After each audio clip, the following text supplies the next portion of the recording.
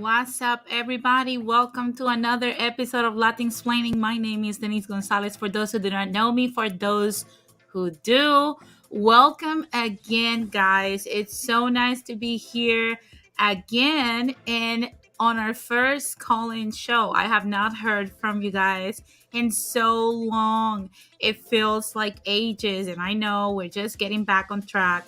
I want to say hi to everyone that's not just watching this live, but also watching it on the replay. Thank you for tuning in. Thank you for being here. Thank you for supporting my platform and for allowing me into your homes and in your devices. I see that Christina, Jose, JS, Rakim already started the chat. Welcome, guys. It's so nice to have you guys here. I just wanted to touch on a few things before I let people in. We have talked about so many different things here on Latinsplaining. This past week, now that we're back, you guys know I'm doing less and less call-in shows because I love to talk. No, I'm joking. Well, I love to talk, but in reality is because I want to make shorter videos and just go in depth with what's happening, and I want to do this daily. And of course, nobody wants to hear me and talk to me every day here. And nobody has the time for that. Let's just keep it real, guys. Nobody has the time for that. Now, I promised you guys back in December, when I was saying goodbye, that I was going to this year stick to a mission. And the mission was, for those who weren't on that live stream that I did, the mission was the $1 billion routine, the basically morning routine. I'm sorry, what the hell is wrong with me today? But anyway, basically, we have seen this culture of the $1 billion mindset, the $1 billion morning routine. And I said, you guys know I'm all up for trying new things and also bringing you guys the real tea on how to make an extra buck, how to hustle a little bit better, how to make in real life, real changes that will make you the better version of yourself. And who better to try this on than on me? Come on. So basically, this morning routine basically required for me to wake up, immediately get out of bed, no using my phone, 5-minute meditation, 15 minutes of HIIT cardio, a cold shower, eat healthy, set 3 goals for the day, grab a coffee, and then start hustling. And you guys know that I share a live stream, I think on week 1 on Speak for Yourself. No, but definitely I share a live stream on Instagram. I did a live on Instagram on week 1, and I shared with you guys that I was exhausted about just trying this on the first week, and I saw a few changes. I'm going to start by how was my life in December. You guys know that I was, working regularly and doing the bare minimum to actually stay fit and do different things. So I wanted to share with you guys. I started recording on my iPhone. Everywhere I go, I started taking the phone with me and actually having it calculate how much I moved. So basically, if you guys see how I started, I think I have on December. Let's start in December. from December 5th to 11 in 2021, I barely moved. Okay. I barely was doing any exercises whatsoever. I was just enjoying the holiday season, being, just working, coming home, cooking something, and chilling with the hobby and nothing more. I wasn't doing much. Therefore, there wasn't a lot of things to be recorded. Then, when I started in January, I started saying, hey, I'm going to start doing a little bit better and, incorporating this, starting January 1st. January 1st came, and the first week, you guys know I struggle a lot with waking up at 4 a.m. or 5 a.m. Come on. Hi, Johnny. It's nice to see you back here. So, of course, every day was a challenge because a lot of people have asked me throughout my life, are you a morning person or like a night person? And I always respond, I'm barely a person. So, of course, mornings do not sit well with me. The only reason why I'm able to function in society is because I take enormous and ridiculous amounts of caffeine to actually stay up and just fulfill my agenda, but it's powered by caffeine. Okay, so even the reason I'm talking to you today is brought to you by caffeine.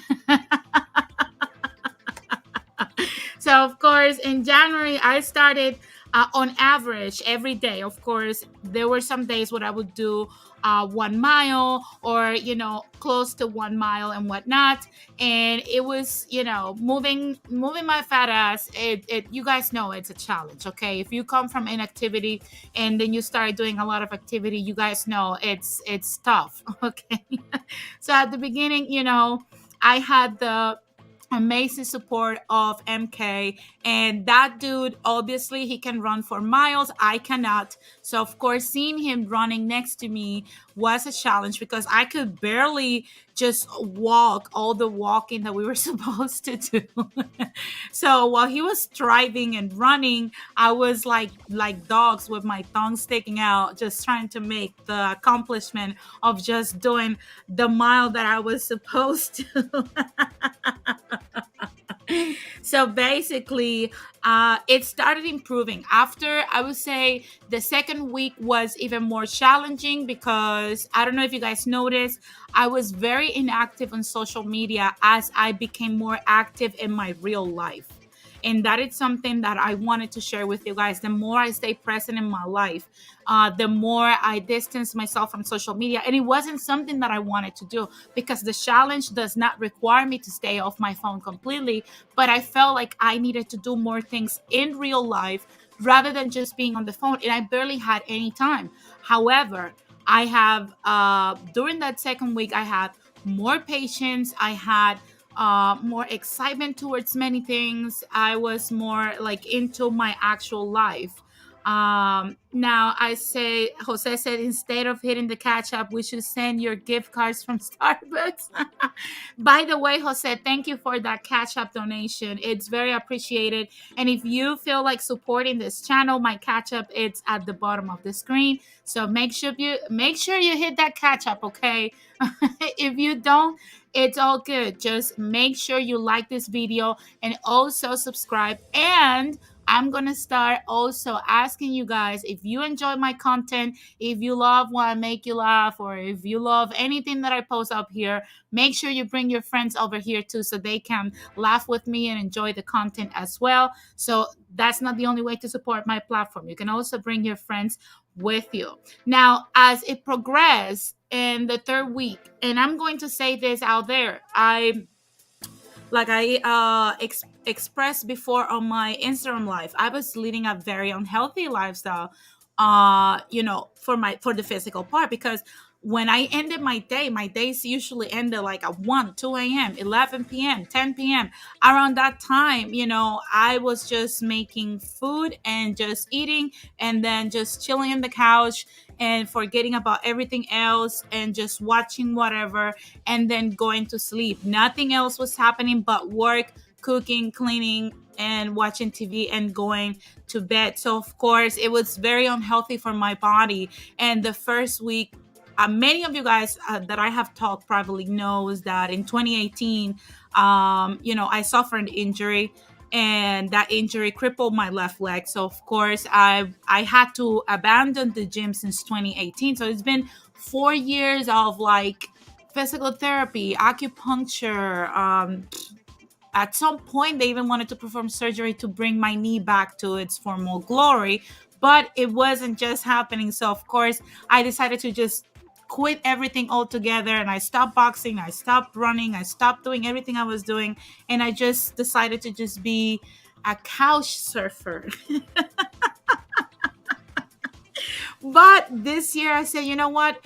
There is a lot of pain involved. There's a lot of discovery on my end. I have looked at many other options on how to recover my knee in a natural way.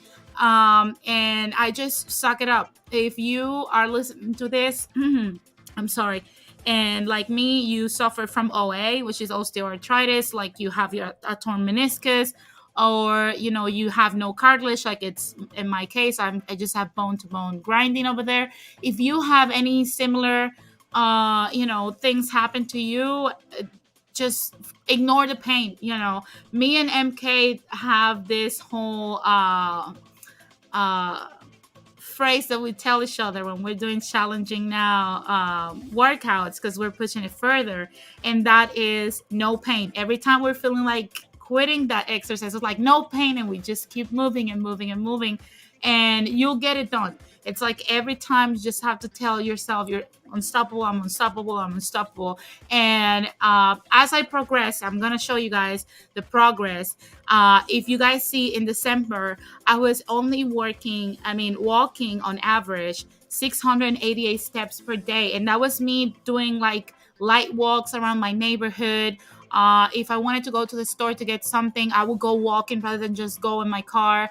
I would just walk it, and I started picking up a little bit the pace on what I was doing.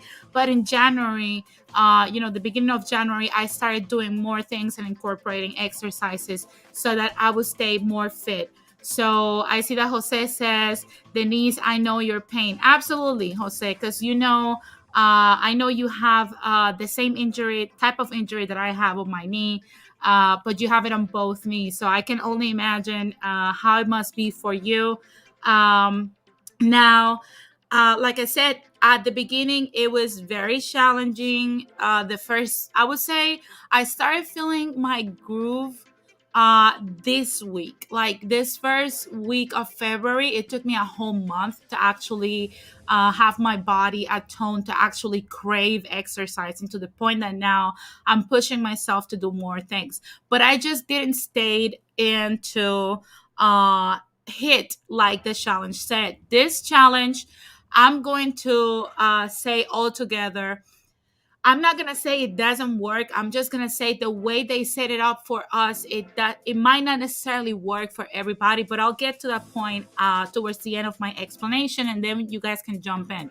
But going back to what I was saying, it wasn't until now in February that I'm able to do, in the past few days, of course, this takes into consideration the amount of days.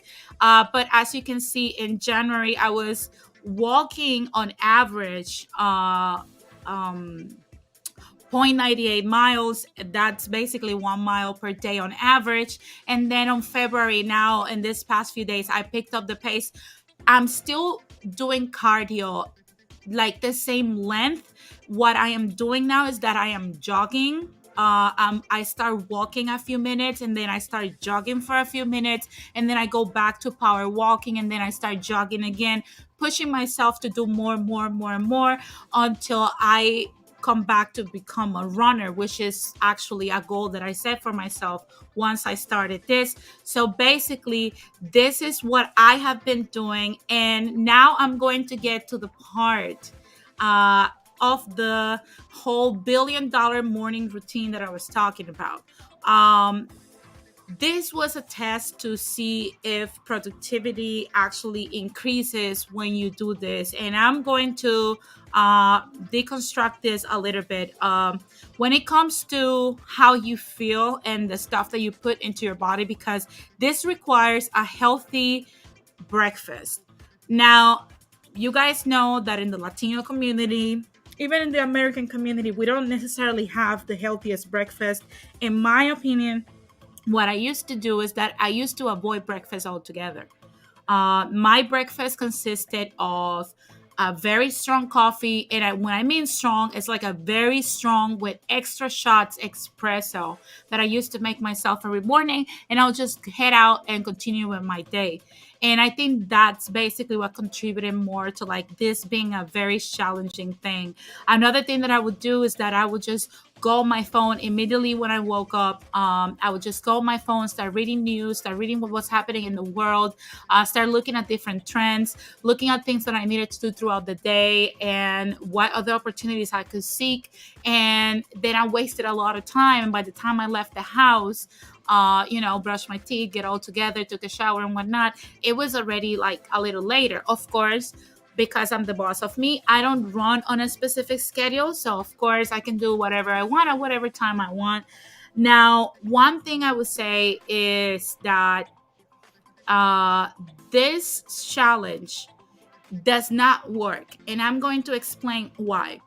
It is almost impossible for a normal person to follow this specific routine every morning and not feel like life has left their bodies. Okay, it does not work in that specific way. So basically, hi Robert, he said progressive overload is the key. Yeah, it is. It is. It is. It's something that I think it will come to me towards the end of the year. But this does not necessarily work. And I'm going to say why. For example, the wake up part, of course, it works. Now, will have to tailor this to your day to day life. I tried my best, and it's freaking impossible to have this done. It's impossible.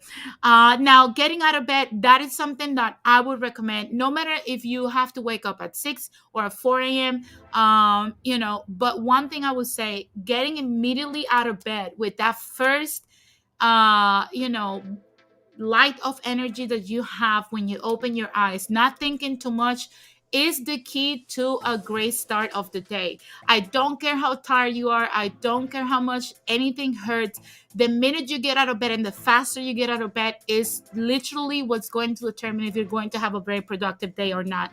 I've lived through it, and trust me, my days have more space to do so many things.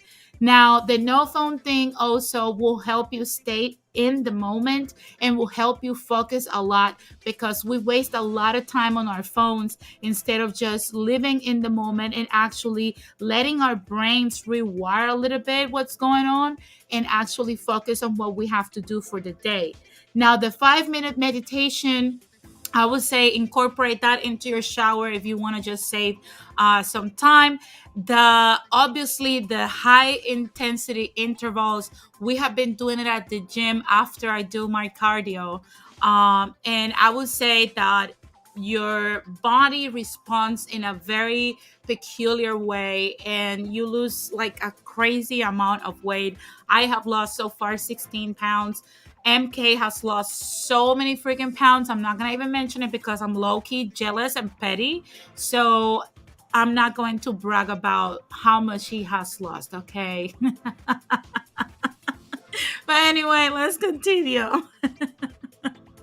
Now, the cold shower part, I tried it for a week. I am Puerto Rican. I adapted to a lukewarm one because I cannot actually do like a full blown cold shower. It's not for me. Like I said, this is something you will have to tailor to your lifestyle. Now, the eat a healthy breakfast, we did it.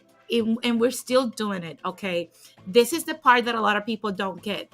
The healthier your breakfast, the cleaner you eat. And that's something that I knew but forgot. I had selective memory after my injury and all the stuff.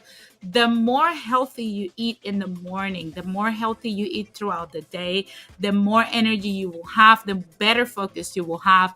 And I don't know, it improves your mood also to a degree. Now, set 3 goals for the day. We all know that when you put your mind to it, you eliminated the phone. So that's not a distraction. You don't feel bloated. You don't feel heavy because of your breakfast. So when you set the 3 goals for the day, of course, you're going to be more prone to actually get it done. And then you grab your coffee and you start hustling and you do things. So I would say the way this is set up, at least for me, in this specific order, does not necessarily work. I had to adapt this mindset, this morning routine to my life. And but I will say every component in this challenge does work. If you incorporate all of these things into your daily life, you're going to find yourself in a different mindset that is going to blow your mind in only 30 days. I kid you not. If you don't believe me, come on, I show you the numbers. Numbers don't lie.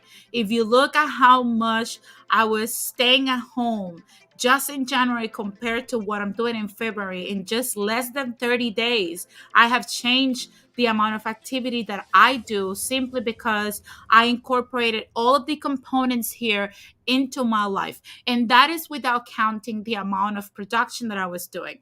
Right now, I am sitting here on my home studio where I'm talking to you. You guys have seen how my studio is set up. That is a goal that I had since I started my channel in April. And for those who did not knew this, I've had all the components for this studio even before I had a YouTube channel.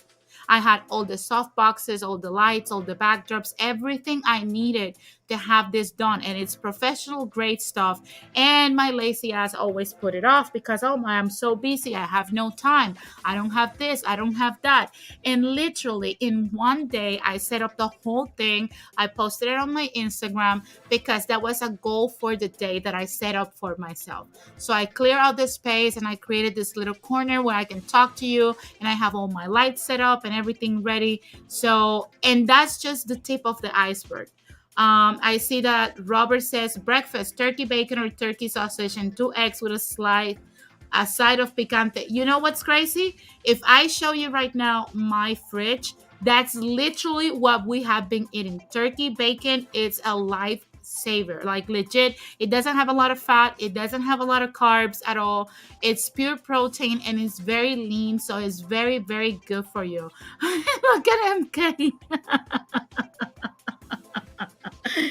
Robert says dinner, steak, asparagus, and rice. No, we have been a little bit more on the low carb intake side. And what we have been doing is that we don't consume rice, we don't consume pasta, we consume only greens, power greens for the most part. So we have like this huge amount of protein, this huge amount of either turkey or chicken or whatever. And then we have either asparagus. Well, we don't eat asparagus like that. Broccoli. We have had what's the other thing? Baby spinach, arugula, uh, cabbage. We have had many, many, many different things, but it's usually, and lettuce too, but it's usually power greens. It's not, we're not eating rice at this point because we're trying to bring our BMI to the lowest point. So, of course, he says here, no snacks unless I'm running, kiwi or banana. You know what's crazy? We have for snacks, and I know some people might find it disgusting, but it has a lot of protein. I don't recommend it to have it every day, but at least several times per week, it's good for you, which is a can of tuna. That is literally what has been me and MK snack, of course. I know that's not everyone's cup of tea because tuna alone can be bland and some people might not like it, but just think about the positives and think about the taste. That's how I've been pushing through. I don't think about the taste anymore. I don't care. It has been a roller coaster, but yeah, it's something that's really good. And not only that, the gains on your muscles that you get, and trust me, this is coming from an injured person that has one good functioning leg and another messed up leg. Trust me, it works wonders for you. So that's an amazing MK says, to the niece in the house, Diet Coke is king. I just drink water. Absolutely. Do not take my freaking Diet Coke. Okay. That is one thing I'm not willing to give up. A lot of people have told me, yes, you're not consuming sugar, you're not consuming carbs, but you're going to have cellulite. I don't care. Okay. I need my Diet Coke. Do not mess with my Diet Coke. Do not mess with my Coke Zero. And if you mess with it, then I will cut you off my life. No, I'm joking. Oh my god. I know. Jose says the last time I ate tuna, I threw up. Well, Jose, you have to not think about, like I said, not think about the taste. Think about the gains. I see that Robert says, "Oh wow, does your energy level drops due to low carbs?" Okay, I'm gonna stop right here because this is an excellent question. Um, yes, it does. The first 2 weeks of your body, I would say the first 3 weeks of your body getting used to not consuming any carbs, just a lot of protein, your energy level is going to be almost non-existent, because your body is so used to you feeding it sugar and carbs. So of course it's going to be asking for that.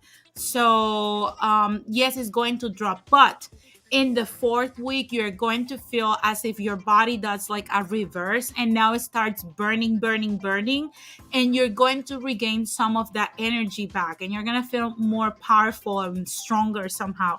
Don't ask me a lot of questions. I'm not a doctor. This is just for entertainment purposes only. I'm not a doctor, okay? So don't come at me like people are coming at Joe Rogan right now. I'm not giving anyone advice. This is just my lifestyle and what I've been doing. But yes, at the beginning, you're going to feel like one of those.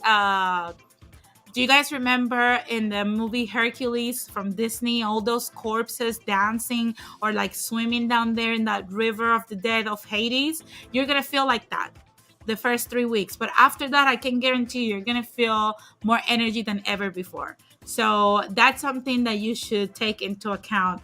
I see that MK says she's a Diet Coke crackhead. Absolutely. Guilty. Guilty. And Johnny Mills says, I drink diet sodas. Absolutely. They are the best. The best thing, the only thing that's better than Diet Coke is Coke Zero. Okay. And right now I'm sipping through a glass of Coke Zero. Amazing. So definitely, guys, that's what's going on. And like I stated before, this is not for everyone. This is not for the faint of heart. If you are thinking about making changes in your life, joking aside, if you're thinking about making changes in your life, this is the time to do so.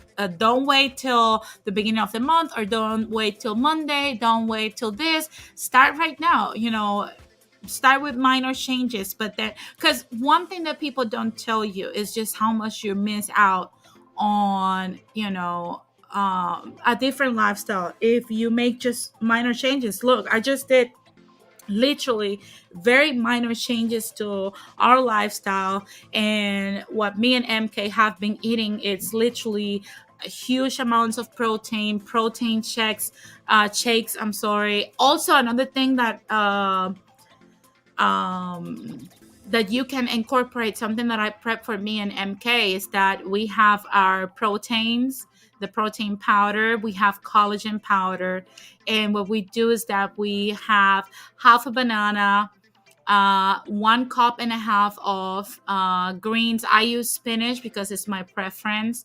Almond milk, unsweetened almond milk, and berries. And you just process that in your Ninja and drink it. And you can put your protein and your collagen powder in it, and it tastes amazing. That is one amazing green drink that you can incorporate every day. It can be a substitute for whatever. If you just don't substitute your breakfast with it, I won't recommend it because you're going to be so hungry throughout the day. But I would say that I would take it as a lunch or as a dinner rather than as a breakfast. But it's something that tastes really good, and it has a lot of greens in it. So it's like healthy things going into your body. Jose says, I'm into Diet Pepsi. And MK says, did you know that Coke used to have actual cocaine in it? You're all addicted. I'm telling you. Well, it doesn't have cocaine anymore. Can someone tell MK that Coke right now is a drink that it has many forms? One of them, their healthy version called Diet Pepsi, Diet Coke, and Coke Zero. And if it's not healthy, well, fuck it. We can be perfect, right? Now, absolutely. MK says my sales advice worked out as well. That's one thing I wish Marcel was here for me to tell him. Marcel told me on my first live on Instagram on the first week to work out on an empty stomach just with coffee. Me and MK, when I say I'm going to make a strong coffee, it's like tint. It's like really strong coffee. So I made a strong coffees and we head to the gym. And to be honest, you work out harder on an empty stomach rather than just working out after breakfast for some odd reason. And it's something that he advised me a lot, and that was really really really helpful. So if you're thinking about just start like we did. I started with 30 minutes of cardio, and like I said, MK was doing his own thing and he was running. But if you're like me, because you're a simple mortal just like me, not like MK, then you can just start just power walking like I was doing. Power walking, and then after 2 weeks, then start jogging like very little if you can. If not, wait till it's a month like I did and start pushing yourself. And also do hit training because it helps a lot. MK says that coffee was so strong. People at work thought I was tweaking. That coffee was so good. It was so good, guys. I don't know what's up with MK, but that coffee was alive. That was the one thing that kept me going because I've said here before, I have two addictions. One is coffee, well, basically caffeine, and the other one is candles. So of course, it was really, really, really helpful, and I love, love, love this challenge. I'm gonna look for the next challenge to do, but this time I'm going to be more present to show you guys a day to day. I might do it. I'm gonna start filming ourselves working out here and there, because I might do a blog about this throughout the year so that you guys can see how we struggle to do things today that will become easier in like a month or two. So right now, I have very strong lower body. MK has a very strong upper body. Now my thing is when we do legs, you guys know the leg day at the gym is like your legs after that are like rubber bands and like yellow. But then now we're working to strengthen my upper body. And while MK is killing it, I am struggling with it like you have no idea. And I just want to cry. But I can guarantee you, probably in a month or two, I will be killing it. So I'm gonna film myself so you guys can see my fat ass trying to get some push-ups. It's been hilarious. And the best part is, guys, enjoy it while you're doing it. Start with 3 workouts a week and do 30 minutes like I did. And then when you feel better, then you keep doing more and more and more and more. Like right now, we are staying at the gym working out for like 2 hours, 2 hours and a half. And it's been very good. It has helped us in many ways. And also on a personal level, I'm not going to share too much. So honest, because I don't like to do that too much, but I'm gonna say that this challenge has helped me control a little bit my temper better. I don't know if it's because of the diet or the exercise, but I feel better with like life in it on itself. Like I feel very zen. Yes, I still go on my rants and whatnot, but I don't get as upset or as how can I say it? I don't get as uncomfortable with things. I don't get as energetic towards stupid stuff. And I feel more like, I don't know, like whole. It's kind of like a weird thing. MK says, and let me tell you something, guys. I know MK knows a lot about all this fitness stuff, and his advice is awesome. But if you fall short of some of the things that he say, like me, don't feel guilty. Listen to him, but take it at your own pace because he has superpowers we don't. Now, he said, to be honest, if you really want to transform quick, in my opinion, you have to go hard regardless how big you are. My stomach was huge and I just kept running. That is true. That is absolutely true. Even though, like I said, he has superpowers, this man, if he was tomorrow 700 pounds, I can guarantee you he will find a way to drag his fat ass to the gym and run for several miles. How he does it, I don't know, but he does it. So if even if you can't run, like I said, do it like me, start walking. But if you are like MK and you have superpowers and you love going hard and you love just overdoing it and just kill it at the gym and leave it all, and and you're type A, then you go the MK way. Of course, that he has had more gains than I have had, but I'm getting there, okay? So that's all that matters. And guys, that has been my journey with this whole billionaire morning routine or billionaire mindset challenge, and I have enjoyed it very much. He said lost almost 60 pounds in 2.5 months. Absolutely, he lost a lot of weight. Thank you for bragging, even though I didn't want to say it, but he has lost a lot of weight and I hate him, but I love him at the same time. You see how complicated my life is? But anyway, guys, this has been my take on this whole thing. I have spoken for way too long. I hope that you have taken some hints here and there on how things go. Now, I'm going to share the link. So if you guys want to call in, you want to talk about the stuff that I have talked about in this past streams, make sure that um, you click on the link and you can come up and chat with me if you have any questions regarding this whole challenge. Also, you can come up and chat with me. Now I see that I have Jose here, but before I let anybody else here, I want to state that the views and the statements of the guests do not necessarily represent those of the channel and are those of the panel members, as some comments may become offensive to the changuitos, aka select groups of people. Also, I want to remind everybody that by calling into the live show, you waive your rights to the use of your image and likeness for the purposes of this show.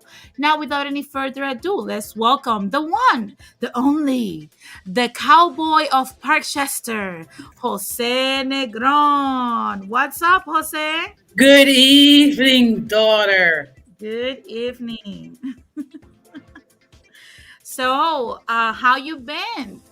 Oh, I've been doing well. I'm just fascinated by the challenge that you undertook, that you undertaken. First of all, bravo to my cyber son-in-law for his success. Oh yeah, he is killing it. And he's still outrunning me. I'm pissed. No, I'm joking. But you know something that should serve as motivation. Absolutely. Every time I look at him next to me on that treadmill, killing it and running, and the whole treadmill is drenched in sweat and whatnot, I'm like, this dude is supernatural. He ain't normal. He's not normal. Now, being that this is your first live stream in the new year, I wanted to make sure that I'm appropriately attired. So as you can see, I got a new hat. The cowboy of Parkchester. Well, no, it's not exactly a cowboy. It's more like the Potchester look. Well, that's no, you're the cowboy of Parkchester. Let's just keep it real. Okay. You are the cowboy of Parkchester. So, Um, what's been your biggest challenge with this diet, other than the fact taking cold showers? I would say waking up super early. Okay, I take it you're not a morning person. I'm barely a person. I'm barely a person. Like this whole, you're a morning person, you're a night person. I'm barely a person, y'all. Like I'm barely a person. I go where I'm needed. And that's how I manage my life. Well, I am an early riser. By 5 o'clock, 5:30 in the morning, I'm wide awake, getting ready to face the daily challenges. By 6:30, I'm out the door. Oh my goodness. Oh my goodness. No, I can never.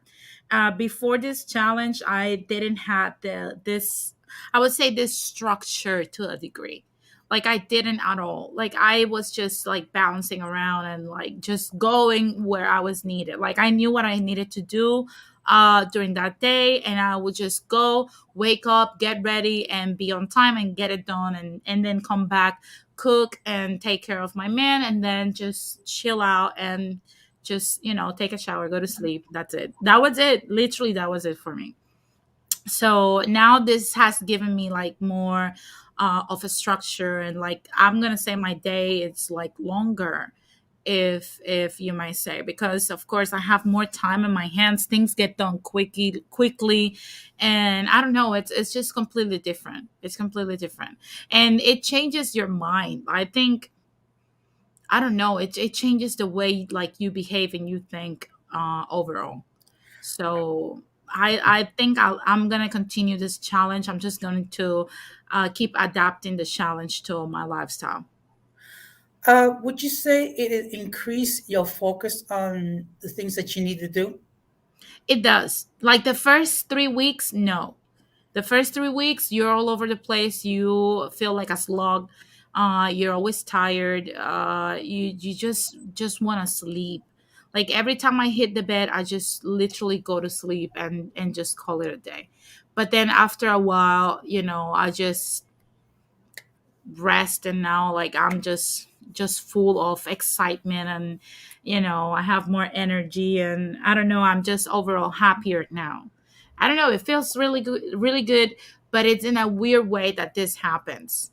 Now, I have spoken this week about different things. We spoke about the fiscal crisis in Puerto Rico. We spoke about what's happening with teachers down there. We spoke about Venezuela. What's your take on all those things?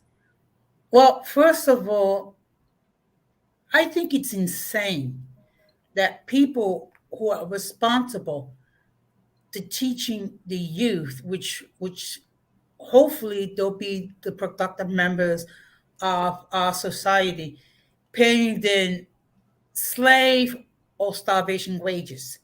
Absolutely. Because how, I'm sorry, how could anyone live on $1,700 a month? What, for people who are white collar professionals and they are educating youth, and then the fact that they have a pension of maybe one third of that, Yeah, that that's insane. You get more on SSI.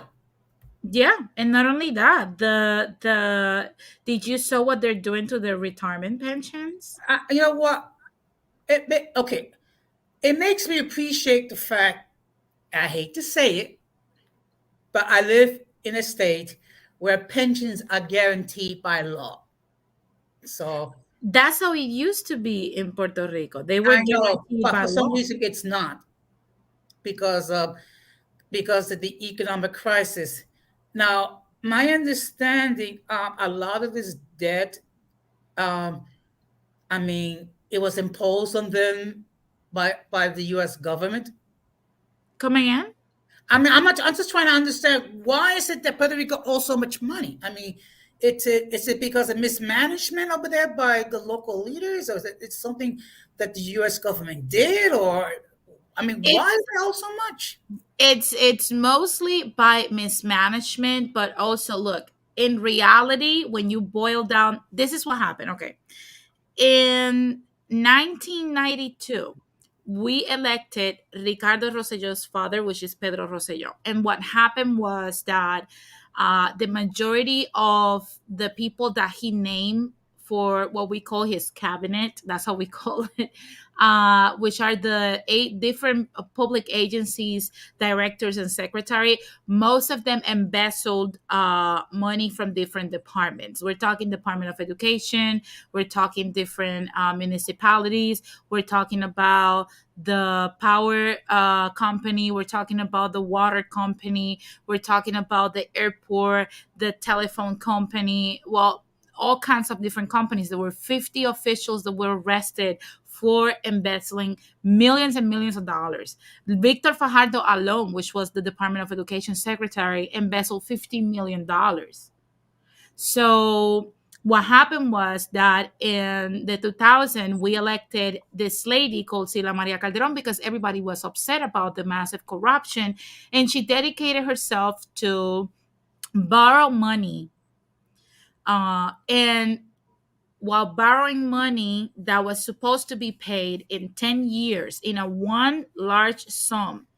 She borrowed the money to come up with what was needed to pay for labor and for the government to remain open. What happened was, in that time, people were not paying attention to anything because everything was getting paid. Puerto Rico didn't have such a large debt, but she borrowed, I believe, $2 billion at that point.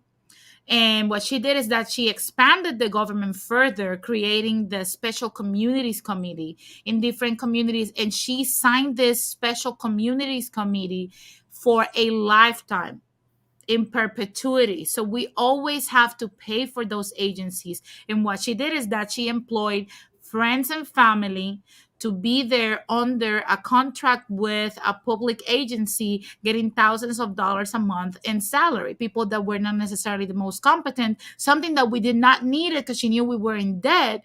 But instead, she created this and created many other things in order for her to say that she did a good governorship. So, on top of that, after her, we elected Aníbal Acevedo Vila, that borrowed $3 billion on top of the debt that we had, that were supposed to be paid in 2015 in one large sum. So, at this point, the national debt of Puerto Rico was $5 billion. So he closed down he didn't want it to borrow this money, which is why he closed down the government for, I think, 2 months. Even teachers were sent home to ask for food stamps and whatnot because they were not going to get paid from one day to the other. And then he decided just to borrow money to pay them and put them back into work. I'm sorry, that was 2005. And then what happened was that created a culture for officials, for governors, to actually keep borrowing money that were supposed to be paid in 10 years.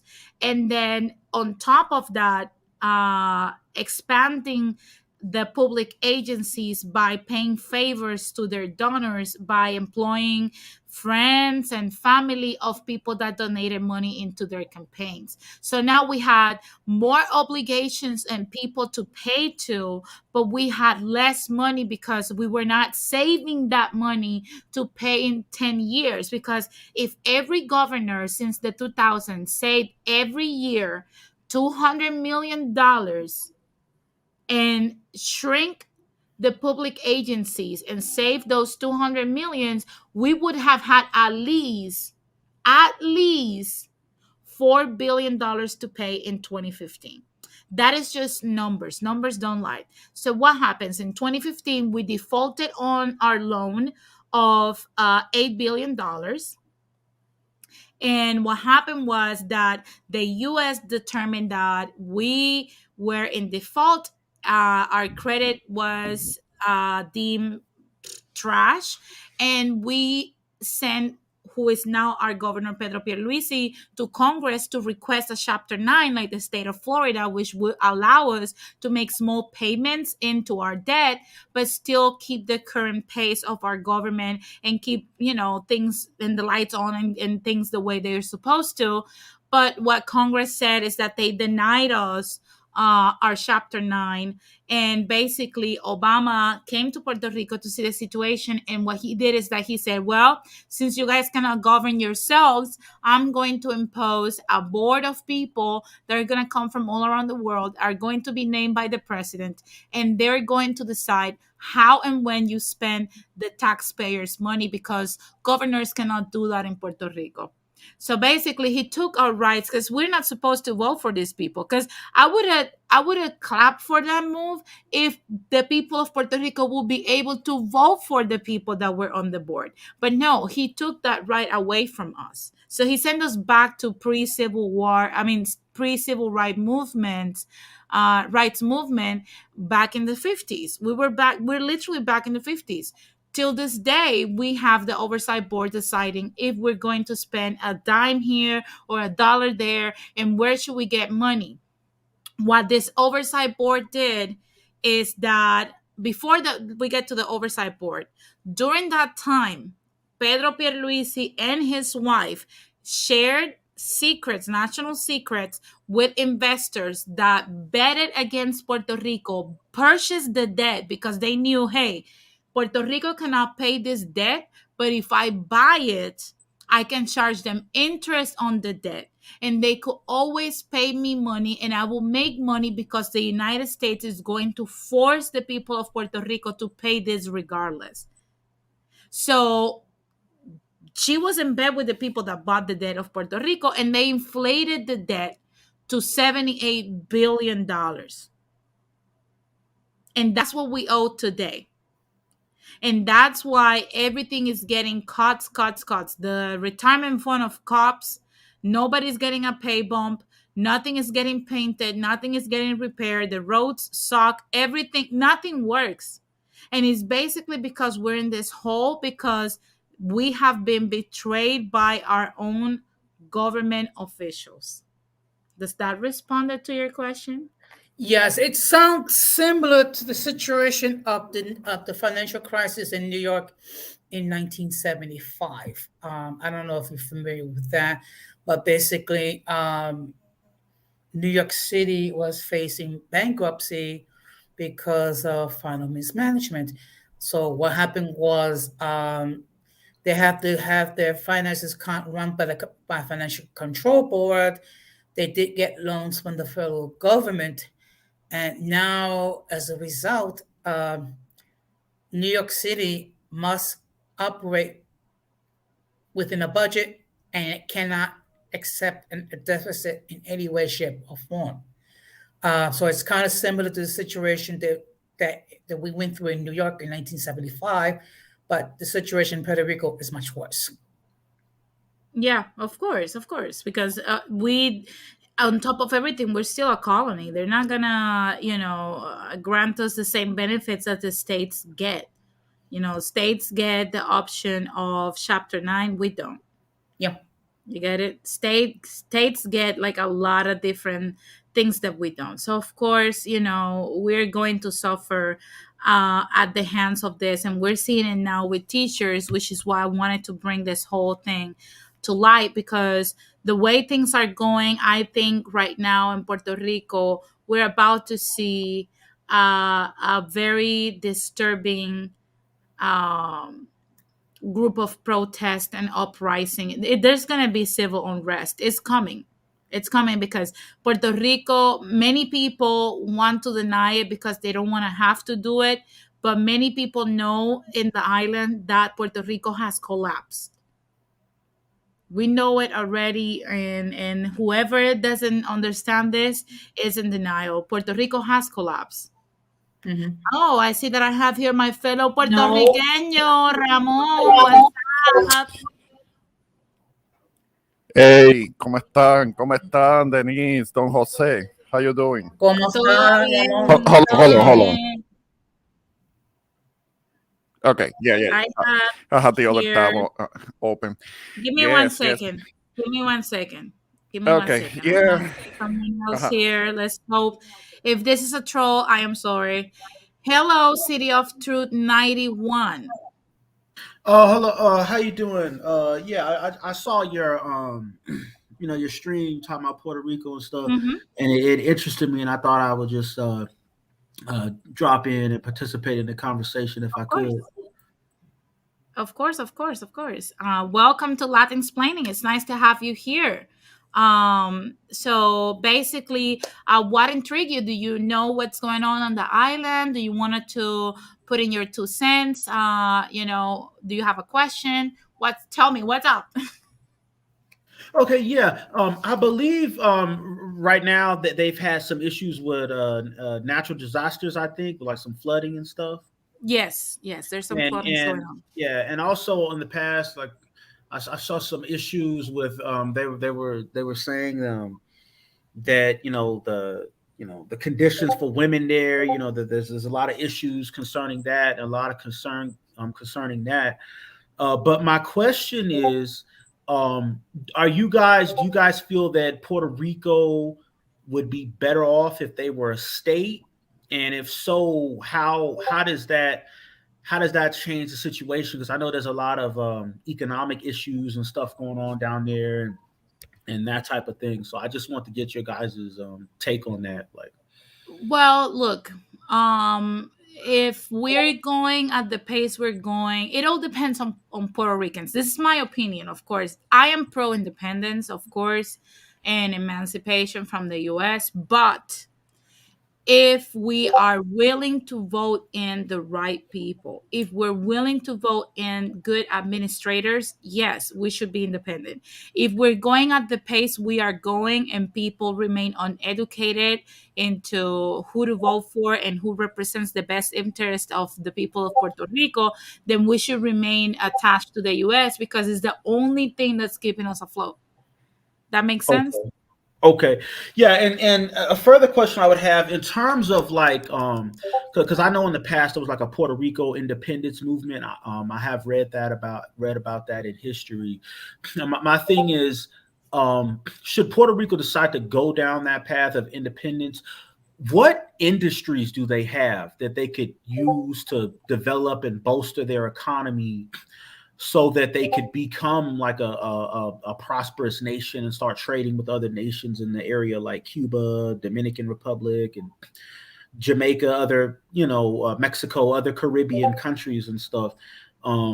What like what industries do I know they have a lot of tourism, but other than that, like do they have oil? Do they have minerals? Do they have No, we have, and that's something that we are trying to jumpstart back up again after the 936 issues and whatnot, which is our manufacturing and also our agriculture industry that specializes in coffee, sugarcane, eggs, chicken, and plantains.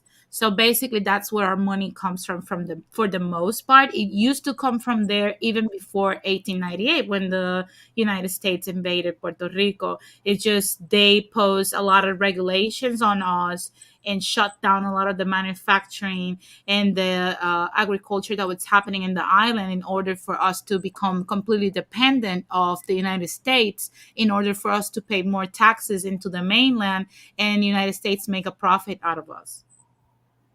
okay, okay, So it all comes down to that. We made the best coffee in the world. The Pope used to drink our coffee for decades. wow, Yeah, that's that. Those are stuff. I Those are think to this day it is exported to parts of the Middle East too. yeah. Mhm. But Ramon, what's your take on it? Since you're my other fellow Boricua here. Well, I did tune in a little bit late. Sorry about that. But when it comes to what you were talking about, when it comes to getting the teachers paid, they're gonna have to keep the protest going right now. They're becoming very very public. They have to keep up at it because nothing is gonna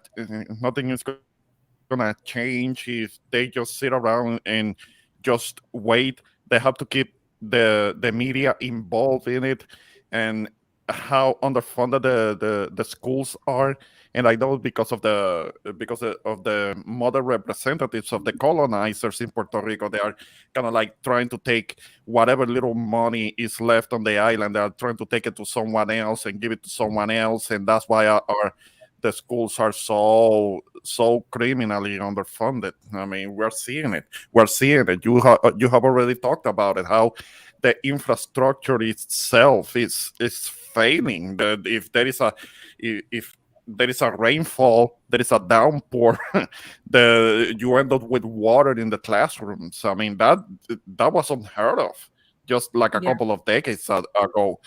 And when they started to close up the schools, and they are letting the infrastructure to decay like that, because it is a tropical island.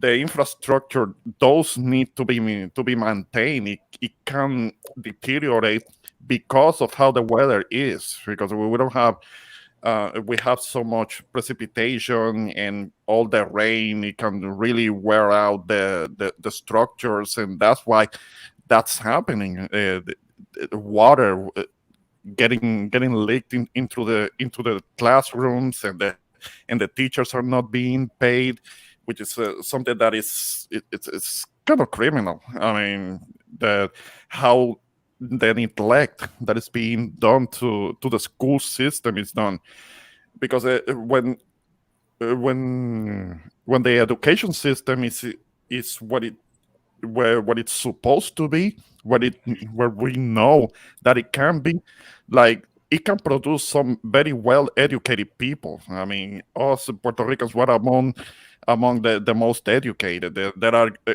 North American companies that hire young graduates out of the School of Engineering Yeah. out to companies, contracting companies like Boeing, and some of them end up at NASA even, and hospital companies. They go to the island to recruit health professionals that are Spanish and English speaking.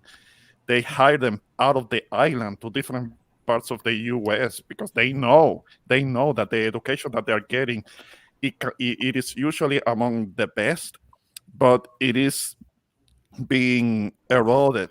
I mean, it is being affected by all of this underfunding that is going on, all of this mismanagement that is going on lately. So we can be very productive, but we are being affected by how piss poor the management is going on right now. So Of course. it is It's like, unfortunate. It is unfortunate, but there's gonna be a lot of the protesting that is gonna have to be. They're gonna have to keep their foot on their necks of the politicians, and to stop re-electing them, because they keep our fellow Puerto Ricans, as smart as we can be, we keep making the same mistakes when it comes to re-electing the same officials, the same politicians. We're not holding them accountable. There is all of this, either the PNP or PPD loyalty yeah, yeah. And you tradition, know, voting out of tradition, that it might sound familiar to the people that are. Uh-huh. also what affects, like, for example, I come from a family that has 11 educators into the Department of Education. And what I have seen Yeah. is that we have the, nivel central, which is basically the headquarters of the Department of Education, and we have there over 500 employees to manage the Department of Education. Hmm. Then we have, I believe, 4 regions that control over 50 different districts. And all those places Hmm. hold close to 2,000 employees. Okay. Now multiply 2,000 plus the 500 employees on the Department of Education to the headquarters, and multiply them by a salary that's close to $3,000 to $4,000. We're talking about 2,500 employees earning at Yeah. least $2,500 to $3,000 a month, and then what's left of the budget goes into schools and to pay the teachers. That's a lot of money. Excuse Yeah, me. I just did the yeah, yeah, math. yeah. It's $7.5 million. Yeah, and you know what's insane? That's every month. That it's every month. If you multiply that for a year, That's $90 million. exactly. That is a lot of freaking money. And that's without counting the high positions in the Department of Education that make $500,000 a year. That's without counting the high positions that made 150K a year, the ones that make 75K a year, and so on and so on. So And basic. then I'm sorry. we get literally $1.3 billion every year for the Department of Education. There's no excuse. The problem is that you have government officials that have, for example, I am the owner of this little company that's like a clothing company that's a little big in Puerto Rico and in Florida.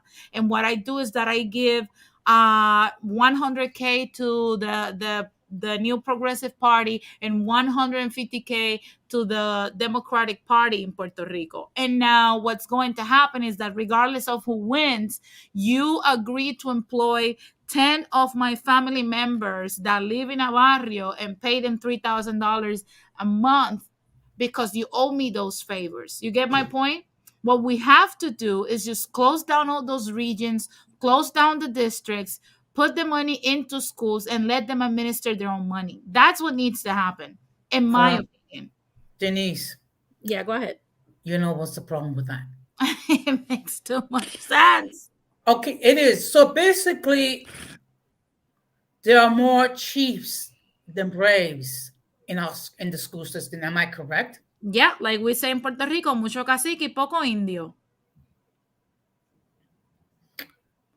Okay. Well, something that complicates the problem is that it is divided in so many towns. You have to divide all of that funding between 78 towns with their own mayors and their own administrations, and it creates a bureaucracy that complicates things, and it makes everything very very inefficient and very expensive. And I'm all for converting many of those towns and kind of like get them together into kind of like assigned zones where the administration can be more streamlined and it can be more efficient, so that it doesn't involve having to deal with the mayor of each one of these towns trying to get them to do their job.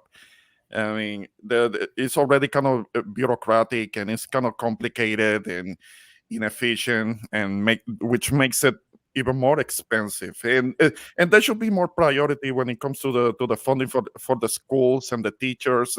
That whole thing about leaving it for last, I think it's kind of criminal, because the actions of many of the politicians and the local legislators, they're committing actions that are actually criminal, that could actually be prosecuted for, and you know that. So there should be more of a priority, a mandate to give more priority to the actual schools, to the actual teachers, to the actual people that have directly to do with the educating the youth, educating the children. That should be given more priority, and it should be by law. It shouldn't be kind of like lining up the pockets of the so-called administrators first. It shouldn't Yeah. be like that. It shouldn't be like that. I mean, Yeah, and the only there should reason be. the only reason is Mhm. like that is because, like I said, these people in America, we have the oligarchy because our politicians are owned by corporations. In Puerto Rico, we have this massive decay because your favorite politicians are owned by their donors. It's just that Yeah, simple. Your they friends call it and beloved lobbying. ones. Everywhere in the world, everywhere is in the world, everywhere else in the world, that will be called corruption and bribery. over here it's called lobbying. I mean, so it's a different name for the same situation. It's bribery. It's a whole what you were saying about the donations to the politicians before the elections. That's kind of like legalized bribery. They just call it lobbying. It's called Yeah, lobbying over here. but you Everywhere else see, in the world, it's a crime.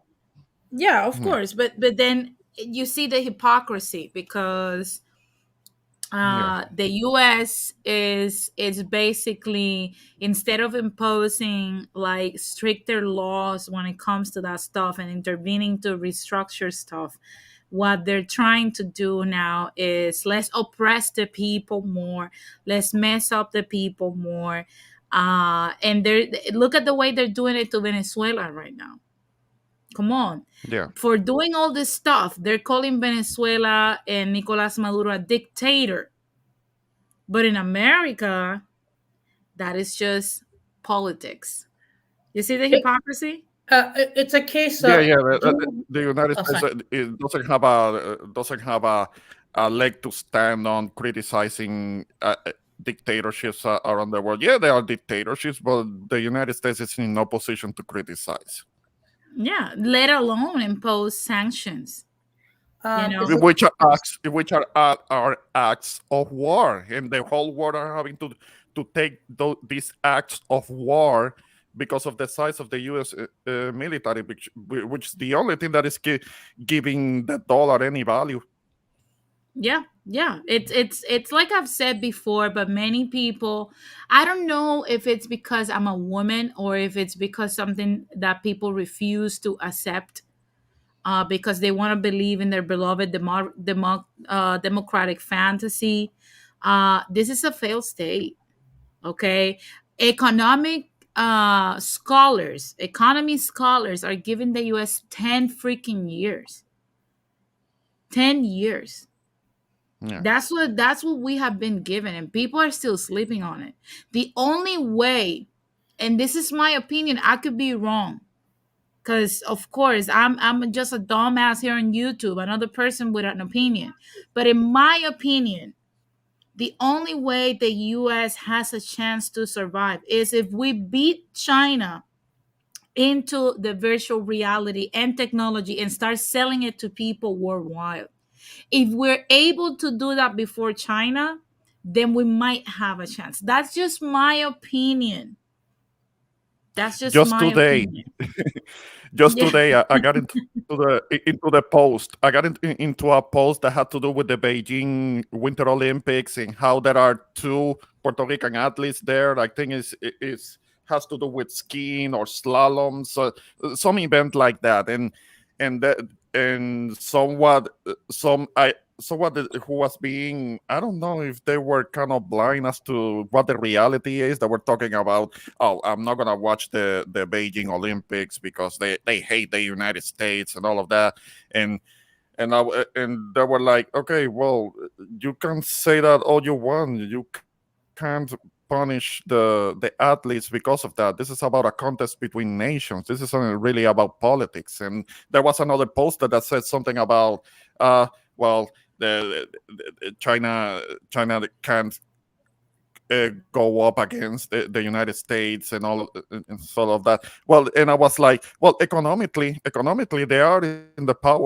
power position because we need them. They own a lot of the debt that we have over here, and they try to argue with me, talking about the not.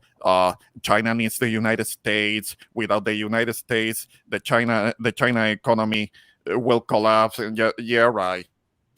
Well, I Yeah, mean, China is it's five not. thousand years old, and they have survived all of this time without without no United States. They can survive Not without the only United States. that, The United States can survive without China.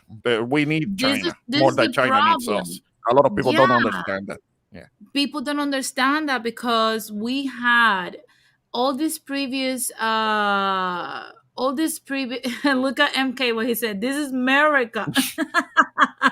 Look, Uh, all these previous politicians that we've had ruled in favor of the corporations that wanted to save a buck and shipped our manufacturing overseas. So of course, all of our manufacturers right now are in China. So, and some of them, some are in Mexico. Like Walmart outsources everything to Mexico. And there's a lot of corporations that outsource their stuff to China. So, of course, because Yes. it's cheaper, they wanted to save a buck. So now that represented less jobs in the US. And that also Yeah. represented the fact that we are fully dependent on China. We're not manufacturing enough things in order for us to survive without China. How do you Yes. bring Excuse, I back mean, professionals right now? excuse me. yeah. Now, Miss, because I know your channel is called Latinsplaining, but like, what is your name? Like, what do I call you? Denise. Okay, Denise. Yeah, I wanted to just respond to that real quick. As far as like the manufacturing, Mhm, some of it is coming back. It's been coming back a little bit for the last decade.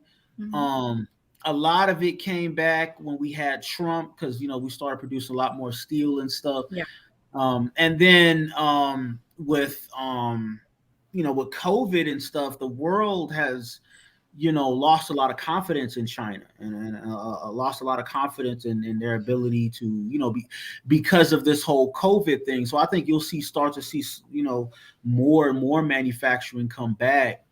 And I think that could be a plus for Puerto Rico. I think if they start to get more of the manufacturing back, it could bolster their economy. But a lot of it will come back because just for the simple reason that the United States is starting to pivot away from China. A big part of it is because of this COVID thing, and in the future they're gonna have to look for more new, closer. They want closer sources of manufacturing. You don't want all your computer chips manufactured by a foreign nation who mhm, potentially you could go to war with because now they have back doors into all your technology.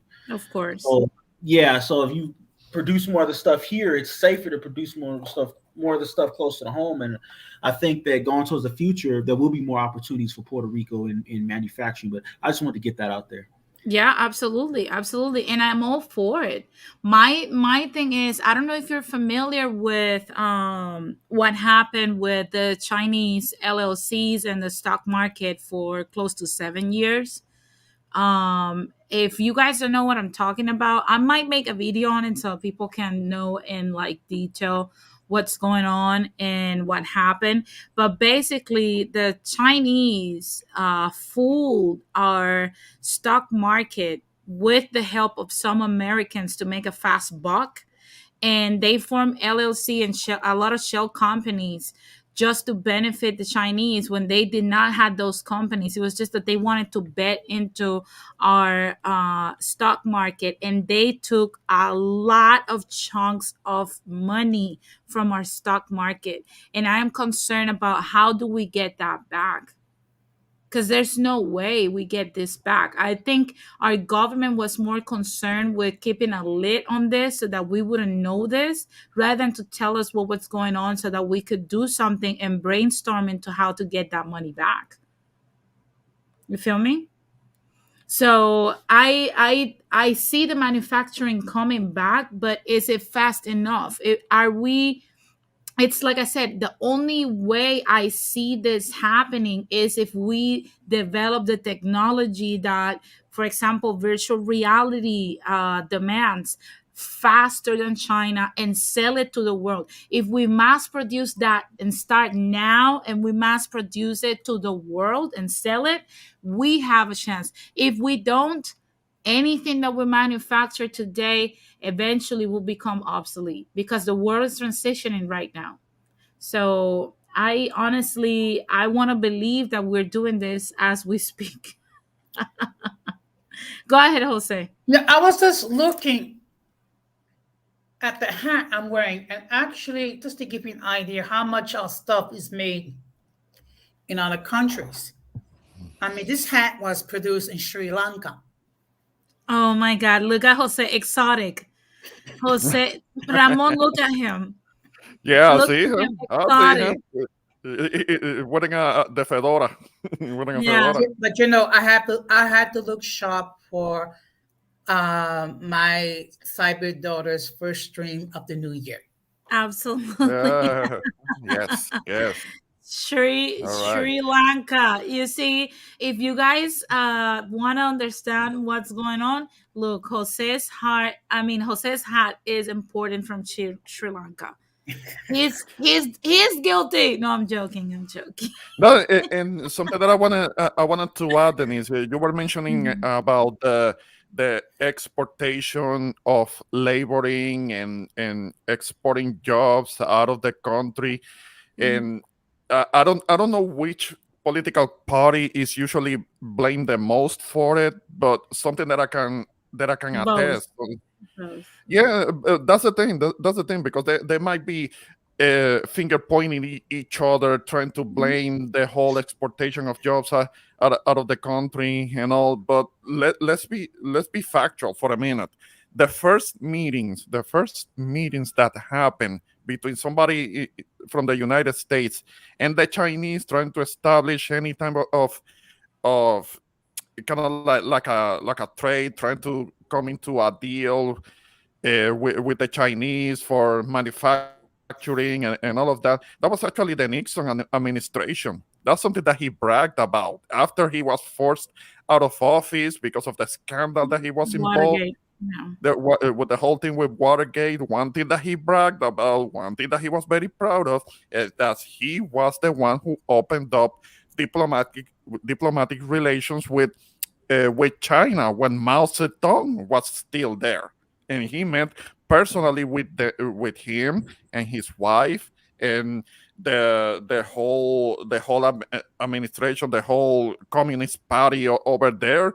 I mean, we are supposed to hate communism so much, but why is it that there is this big exception with the Chinese? I mean, Because it's just BS. It's BS. yeah, it's garbage. It's all what is it called? Political grandstanding. When you take a stance against the evil communist China, but why is it that we depend on them so much? We depend on them a lot, and that's something that started back in the 70s, and it took off in the 80s with Republican administrations. The whole all of the 80s were Republican administrations. The first movie that Michael Moore made. You know filmmaker Michael Moore. He makes these Yeah, I documentaries about know. The different one that subjects. did the Fahrenheit 9/11 and Fahrenheit 11/9. I know the guy. Okay, the first movie that he made was called Roger and Me. Check it out. Roger, the Roger that he's talking about, I think he was like head of Chrysler, something like that. One of the auto companies because he's from Michigan and not from Detroit, but he's from Flint, Flint. Yeah. Michigan. And there were back in the first movie that he made was like in the late 80s. It was called Roger and Me. Try and check it out because it talks about that how the exportation of labor out of the United States for short-term profits. It was all for short-term profits and long-term damage that it did to the economy of the United States, particularly in Michigan, particularly in Detroit. That contributed to how to the state of how Detroit is right now. That is all blame on the Democrats. I mean, okay, fine, blame the Democrats all you want, but it was under the Republican administrations that a lot of that happened too. So Yeah. we have to hold both responsible. Yeah, of course. And if people don't, and at that point, I don't. In when it comes to the 70s and the 80s, I don't blame the Democratic Party because the 70s and the 80s Democratic Party that we had is not the Democratic Party we have today. After Clinton, that actually was the first of the Democratic Party that opened the door for corporate to buy and donate into the Democratic Party. That's when the Democratic Party took like a front seat. This is my opinion, but that's when they took a front seat and they started being like a competent, well, quote unquote, competent party that actually had a chance against the Republicans. Because Yeah, before that, they didn't, because they didn't have enough money to actually put any type of pressure. So of course we know for a fact it started with the Republicans and then the Democrats follow suit because We're under an oligarchy that, uses both parties because it puts money into both parties, and they don't care about how you get screwed over, how I get screwed over, because at the end of the day, they stay winning because they still get the money from Goldman Sachs, Raytheon, all these companies, because they don't care about helping the nation. They don't care about the No. future of the nation. They just care about lining their pockets. How do we have millionaires as the House Speaker? How do the House Speaker knows exactly what stock market to bet against in order for her to make a profit? That's not something that's a coincidence. Yeah. Okay, she knows she has lost less money than people that have bet money into the SP 500. That is not a coincidence. If you don't know what we're talking about, the SP 500 is the 500 most profitable corporations that are public Hmm. corporations in the stock market in the United States. How does Nancy Pelosi knows which ones are good and which ones are going to lose money? She's betting better than the people that put the SP 500 list. That's not a coincidence. And if you think it's Yeah. a coincidence, I feel bad for you. Yeah. Yeah. Crazy. So that's literally what we live under. Oh, but Nicolas Maduro is a dictator. And he Yeah. is Yeah. a horrendous person that undermines democracy.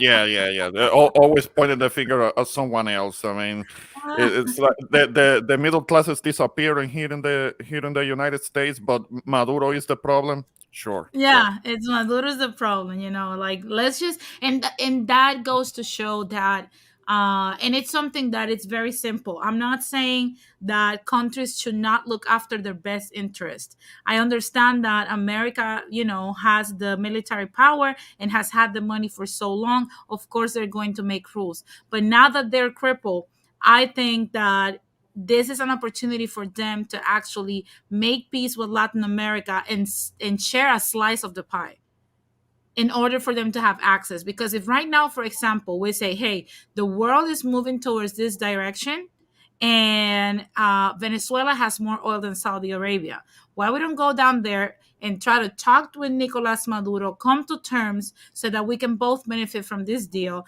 and actually fortify the Americans, which are the surrounding areas against the American empire. Okay, Yeah. and then we share a slice of the pie with everybody evenly. Then Mexico, that's already ramping with this, can benefit from the manufacturing. Then we can have in the Caribbean the actual ports so that people can export to Europe, to Africa. We can export from the Pacific and from Central America. I'm sorry, and from Central America and Costa Rica to the Pacific, to the Asia, and all of these other places, and we can make the whole Americas Hmm. kind of like the best locations in the world. But because there's a lack of vision, and what we have in the White House and in the Senate and in the House, what we have is just two old people. And make no mistake, I will never. There's a lot of people that have asked me why you don't get into politics and what so on and so on and so on. I don't like the criminals that are in there, not because we're going to replace them with people that are non-criminals. Make no mistakes, politicians will always be criminals. That's never Yeah. going to change. They have always been criminals throughout history. They will always be criminals. And what I want is not for non criminal politicians. That doesn't exist. What I want is better freaking criminals that can actually be criminal in the actual current world. These criminals are obsolete. Let's replace them with criminals that are more coherent with the times we're living in, because then we can make the adjustments that we need. What do you think Joe Biden is going to make America mass produce technology that's going to stay current in the next 40 years? Absolutely not. Do you think Nancy Pelosi is going to do that? Do you think Bernie Sanders can do that, or AOC, or all these people? Of course not. Of course not. And that's what America needs. But okay, if I may just chime in, what we need to realize is, first of all, when you think about it, the president has very little power. So also the vice president. The real power is in the local politicians, and what people need to do is they need to study these guys. Okay, and take a look at what they are proposed to do, and then take a look and see what have they done. And really, if we really want to have third party candidates, we better be prepared to support them financially, campaign for them, because that's the only way that third party candidates are going to succeed. I don't think so.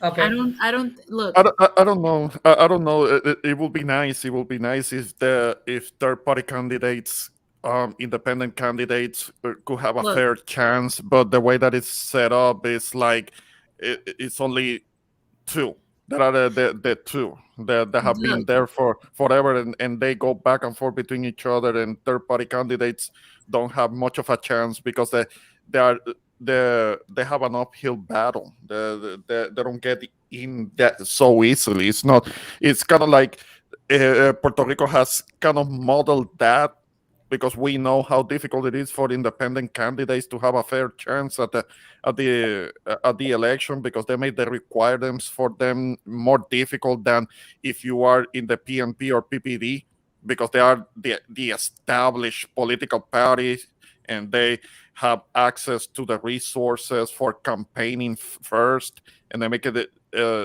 easier for them, and they can make it more difficult for the independent candidates. It would be a nice notion if they had a fair chance. I agree with you, but unfortunately, they're gonna make sure that independent candidates, third party candidates, they're kind of like relegated to kind of like a novelty, not have much of a chance. But I it's not impossible though. It's not impossible to run as an independent, but they have to have the right platform and enough support. It's difficult because a lot of people vote out of tradition. Too many people vote out of tradition. So we will see. We will see if the right candidate comes along and changes that and proves me wrong. Then I'll welcome it. Look, this is the thing. I agree with what MK is saying. It's like it'll be a long while before a third party becomes a threat. Yeah, yeah. I'm gonna explain to you in modern terms what's going on. In my opinion, I could be wrong, but this is my opinion. Right now, campaigning and putting posters up and all this stuff doesn't win elections anymore. That was in 2008. Unfortunately, the problem starts with social media. We saw how social media, and I'm not saying that he was the best, but social media decided to make Donald Trump a beast, a monster, compared to Joe Biden. That we all know that Joe Biden locked up, you know, grandpa and our fathers and our uncles and stuff. He locked them up with the crime bill that he redacted. But we forgot about that because that's not what was being promoted on social media. Why? Because people don't understand social media and what social media is created for, quote unquote, free. People are easily manipulated through it. Why? Because if you have been on the internet since its inception in the late 90s, then you know for a fact there's at least 3 million impressions or data files about you on an internet or like a web farm. So they know how you behave, they know what buttons to push in order for you to vote for whoever paid the most money into Mark Zuckerberg, Jack Dorsey, and all these social media platforms. So the only way I see a third party winning is that we create an independent social media that is so crazy that people want to jump in, and then we start putting in there the truth. Yeah, it will have to be something like TikTok because TikTok Absolutely.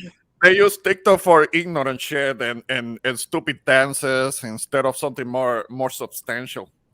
Yeah, Well, it will have to be like that because you have to understand, social media is free to you, but the reason why they're giving that for not there's no such thing as a free lunch.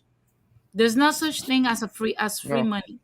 And the no. reason why they give it to you for free is because they want to study how you think in order for them to sell your online or cyber identity to corporations and to political parties.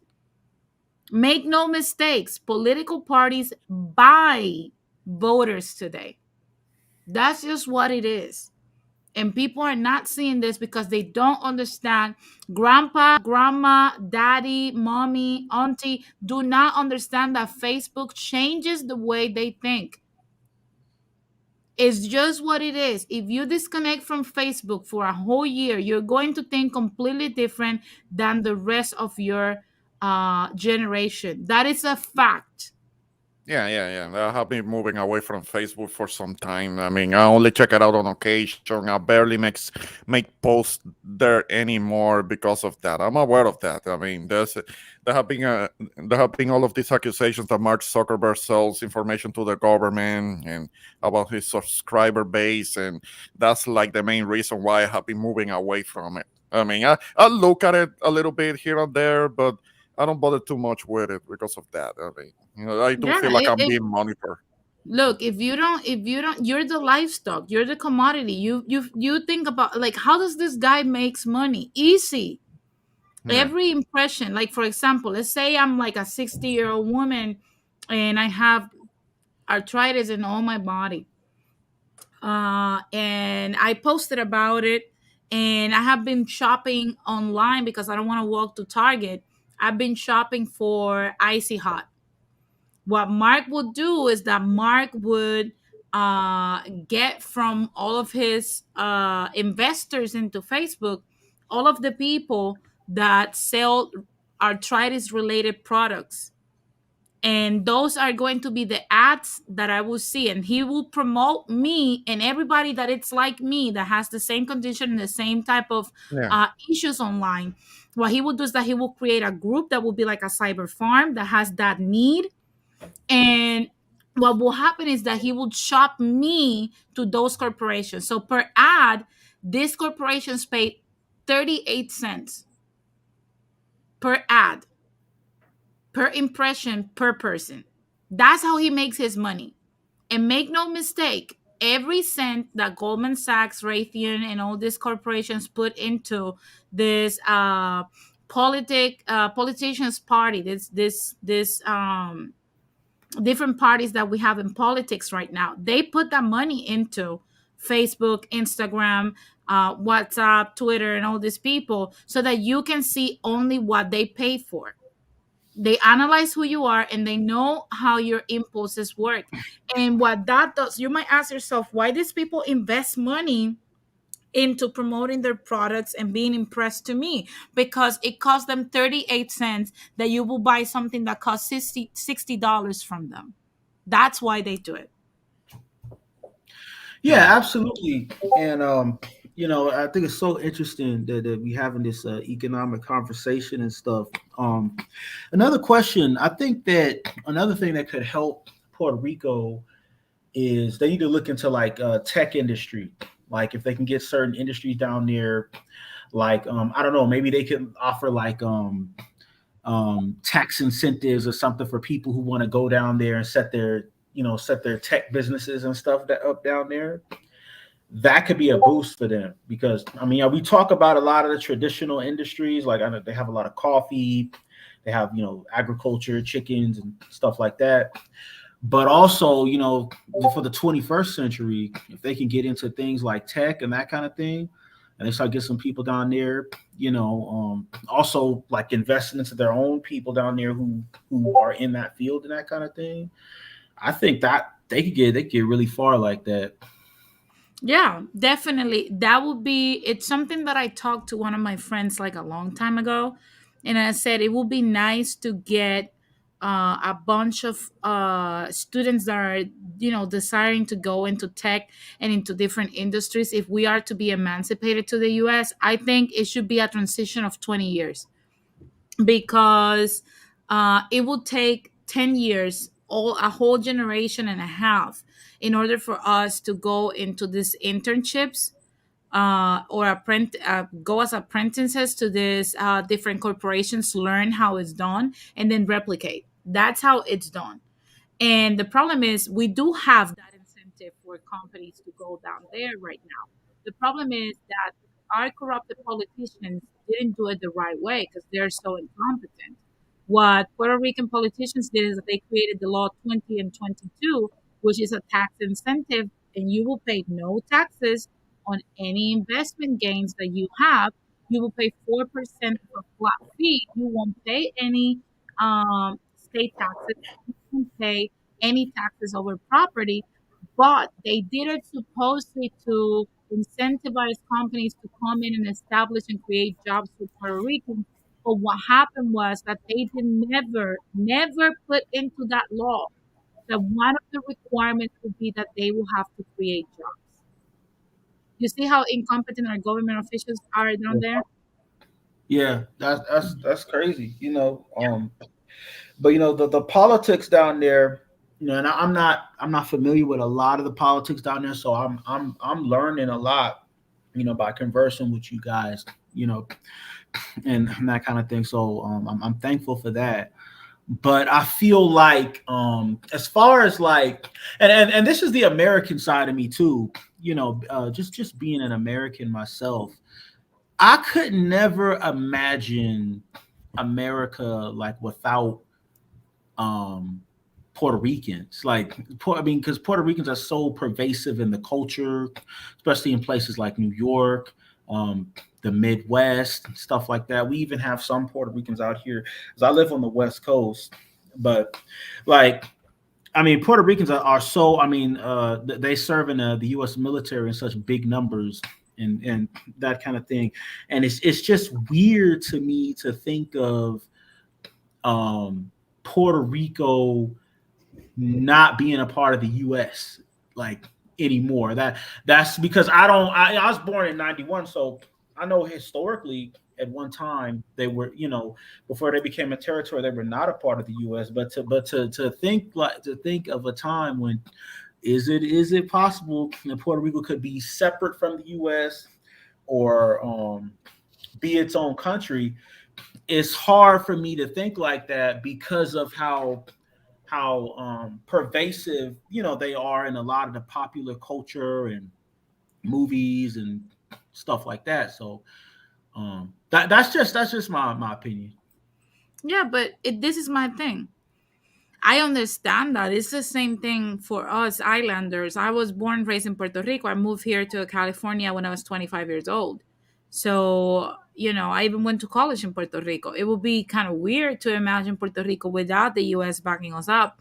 But also, as a Puerto Rican, we have to understand that, and it's something that we must also, let our American counterparts know. Uh, it might look like a beautiful relationship on the outside if you look at pictures and stuff like that, because of course we are very nice people, and we can teach each other many things, and we have been intertwined for so long. But on the Puerto Rican side, it's a hostile, abusive relationship. And when you have that kind of relationship, when one side is always receiving the burnt of the whole thing, you start kind of resenting that other partner. We're not partners with the US. What we are is the abusive prostitute of the US. The abuse prostitute. That's literally what we are to the US. If you live in Puerto Rico, you know what I'm talking about. Yeah, it's a It's domestic violence situation. Yeah. it, it's It's extremely domestic toxic. abuse.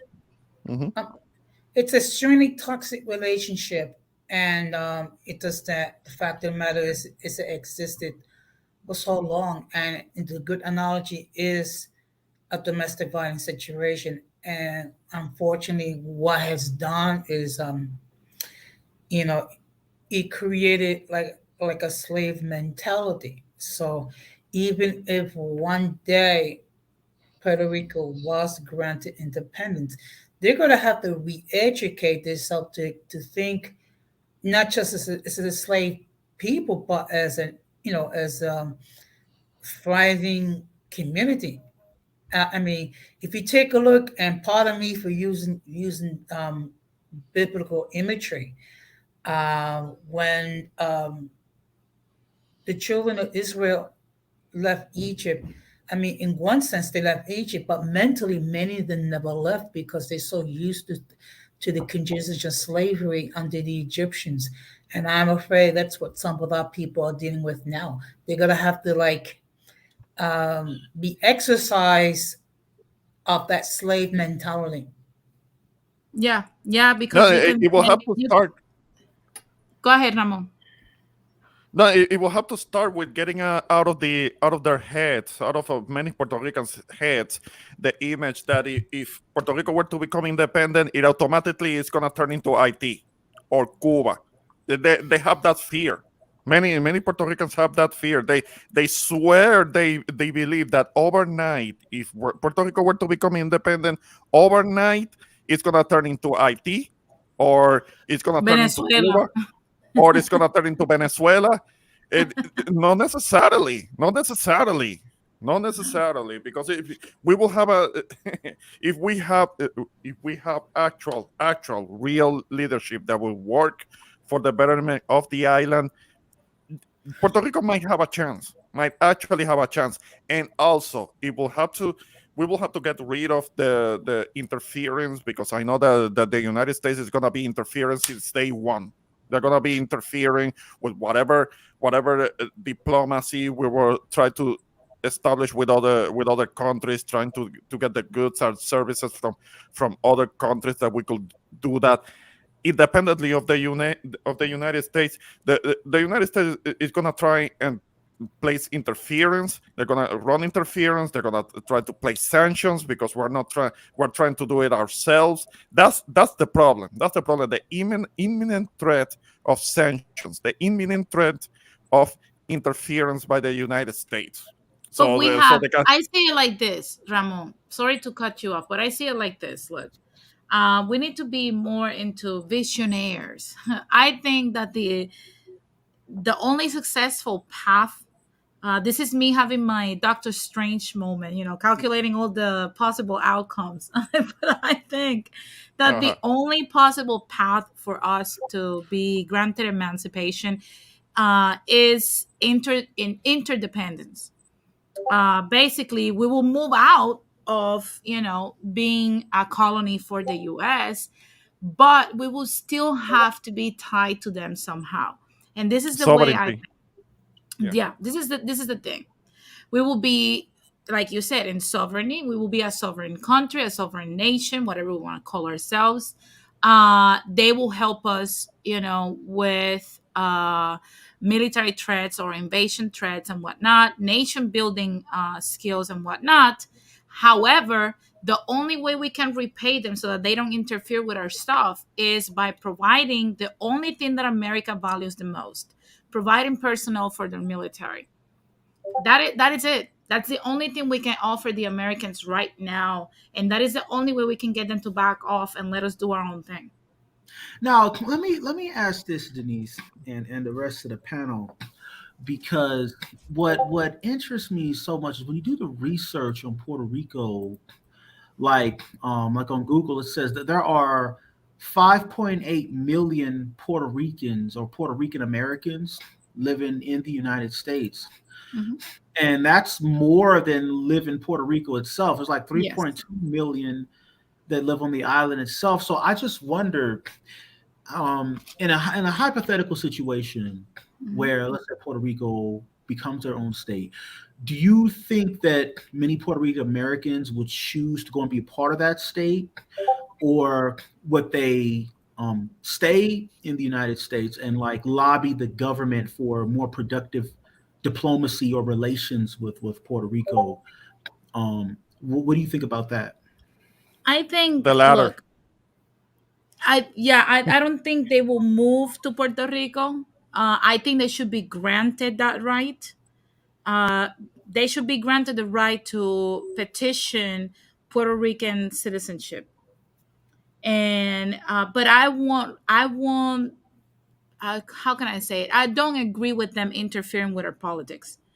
The only reason why, because it has been proven that when people are not affected by the result of their bad politics, they often make stupid choices. I'll give you an example. Lin Manuel Miranda, His family comes from directly from Puerto Rico. He knows exactly what's up, but he has been disconnected from the island for so long because he lives here in the U.S. that he advocated for the oversight board, which is basically dictatorship for Puerto Ricans. And that's why many Puerto Ricans like myself had to flee the island, because there were no livable circumstances for people to actually make a living. And now they're playing with even the retirement funds of police officers, teachers, firefighters, to the point that there was at some point before Lin Manuel Miranda did that interference with our politics from the United States, there were 18,000 police officers policing the streets of Puerto Rico, and they were pretty safe. After he did all that interference for us, trying to quote unquote help us, what happened is that today we have close to 7,000 cops, because none of them had livable wages. Most of them have to work two jobs to actually pay their bills because of the austerity measures that what Lin Manuel Miranda advocated for, uh, that were put on us as a result of what he did. So no, I won't. I don't think the diaspora out here should interfere with the island. I think they should be granted the right to live among us because they are like us. But other than that, no. Okay, okay, yeah, yeah, but that's very interesting. Um, that's very interesting. Now, let's say in a situation where manufacturing and stuff does come, more of it does start to come back to the United States, and Puerto Rico is able to kick off more of their manufacturing. Do you think that would change the? Let's say they start to become really prosperous as a matter of that. Would that change the political mindset or outlook as well, or how do you feel about that? Or how do you guys feel about that? You mean in regards of how we feel towards the United States? Yeah, like if they would become more prosperous, would that change the mindset or? I think it will change the mindset of, it will fortify the mindset of the pro statehood mob, but it will never change the mindset of the rest of us, because it will just confirm what we have been saying, which is we're a colony for the United States, and whenever they are in a tight situation, we are the expendable ones, you know? So No, it it's will been like that. Yeah, go on, go on. so no, it I think it will be, it will be like a torn thing. Like the people that are pro statehood are going to stay in that ideal. I think the rest of us that are like pro emancipation will stay in our deal, like in our square. Um Now for the most part, because who is to say that in 20 years we're not going to go back here and experience the same thing? You feel me? Like we can't make those predictions based on today being a good day, and our bills being paid on time at this point. Yeah.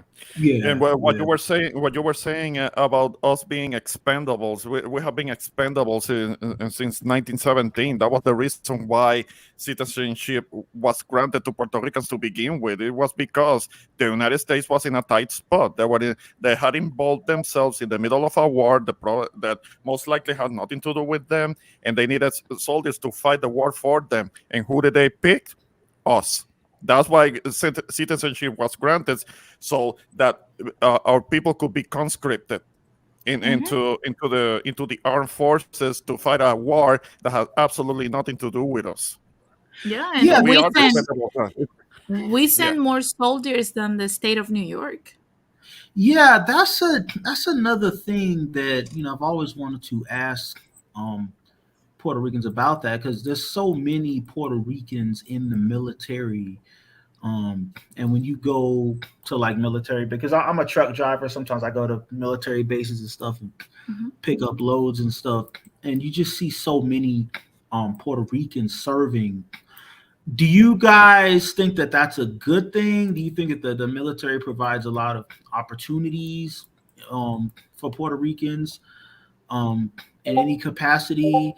Or would you rather not have as many of your people in the U.S. Armed Forces? Or are you indifferent? Are you just, well, people should just make their own decisions or that kind of thing? How do you feel about that? The way that I see it, when it comes to serving in the military, as long as they don't have to put themselves in the front lines, they don't have to put themselves in a position where they're gonna be deployed into a war zone. If they are in a position, if they are doing work that doesn't involve them having to put their lives at risk, I don't have a problem with it. I mean, get that money because we are old. We are old. I mean, that's just kind of like treat it as a job. Serving in the military, treat it as a job. Get as much money as they can, as long as they don't have to risk themselves. Because we're old. We're old. We didn't ask the United States to invade Puerto Rico, so that will be kind of like a somewhat form of reparations. I don't have a problem with it. Um, Okay. okay, with me, I see. I look at it this way. If they're going to serve for if they're going to serve in the military, they need to be fully aware of what they're getting themselves into. I mean, the fact of the matter is, I mean, as much as we may not like to hear it, but if they serve in the military, there's always a possibility that this country might go into war. And so just bear in mind that if they, you know if they're that determined to serve in the military, and they know of the dangers involved, that's up to them. Now, as far as Puerto Rico is concerned, as a member of the diaspora, my position is to support whatever decision that they make. If they decide for independence, do what I can to support them. I slightly agree with you guys, but slightly disagree. Okay. I'm gonna explain my point. I think this is something that Pedro Albizu Campos predicted in the 40s, and he was in the military himself. Okay, he was 8 years old when the U.S. invaded, promising us freedom and progress in 1898, and he served in the military, and he saw the discrimination that happened and how he was placed with African Americans in the front line so that they could die first. They were treated poorly, and it's still happening. I have friends that have come from the military. They're not taken care of. They come back all messed up in the head. I don't think our people should go there, but I cannot personally stop them because that is what we have been taught. If we did not learn that by researching ourselves, we learned that by force, because that's the way the US made play ball with us. It's like either you're gonna do it my way or my way. And they instilled that culture into us to the point that you see 17 and 18-year-old kids dreaming about becoming part of the military. And it's something that I don't see it going away really fast or anytime soon, but I don't agree that our people should serve in the military for so long and in such a large group. But I mean, that goes to show you, like, once again, that the situation is so precarious that people see that option as the only way out, if that makes sense. Yeah. Mhm. Yeah, it's for economic reasons. A lot of the people that join the military is because they're trying to get into a pathway to improve their situations, or they're trying to get a scholarship, and which is fine. Which is fine. It's just that when it comes to our people, I mean, as long as they don't have to go to an actual war zone, and when it comes to what Jose was saying, that whole thing, when you were saying that the United States could go into a war, well, the United States have been a war for how long already? They're always a war 20, somewhere. So 22 years. yeah, yeah, that 22 that years. that, that has been going on for a long time. That hasn't really stopped. They just redirect the war. They redirect the imperialism somewhere else. But Of the course. whole And war it goes activity hasn't stopped. And it Hmm. goes back to what we were talking about, how the military industrial complex keeps getting money. We just saw a report like a few weeks ago where the Pentagon requested 20 billion, and we gave them 39 billion. so that they could get more money poured into Raytheon and all this weapon manufacturing. Yeah. And we recalled all our troops from Afghanistan, and now we're inciting war into Ukraine and Russia, which none of those countries contribute anything to the American empire whatsoever. Yeah. And we're also endorsing Ukraine for what? If we're thinking, if we're being smart, we will better, if we're going to endorse which of these countries, whichever these countries we were to choose, we will be smart enough to choose and back up Russia, don't you think? Because they have better production, they have nuclear power, they have the weaponry, they have a better position. But we're choosing Ukraine, which is basically nothing, simply because we want to justify we want to Yeah, justify going to unfortunately, war. we're kind of like trying to back them up, and they're begging Germany for weapons, and Germany saying no to them. I mean, Russia is the one that is better equipped. Yeah, well, it's the U.S. Relationship with Ukraine. All this is because of NATO. The United Mhm. States is in Broke its NATO. promise. Broke its promise. Yeah, well, the United States is part of NATO. So is Ukraine. So the United States has to back Ukraine as a part of that agreement, that alliance.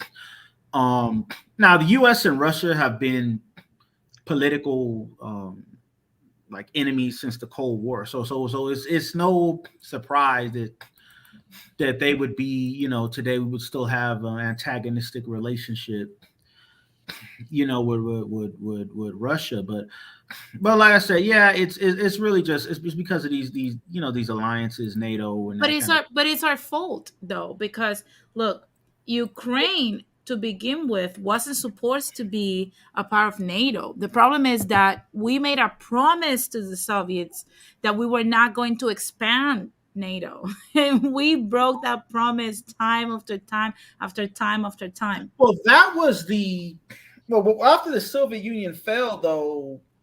We didn't really have to.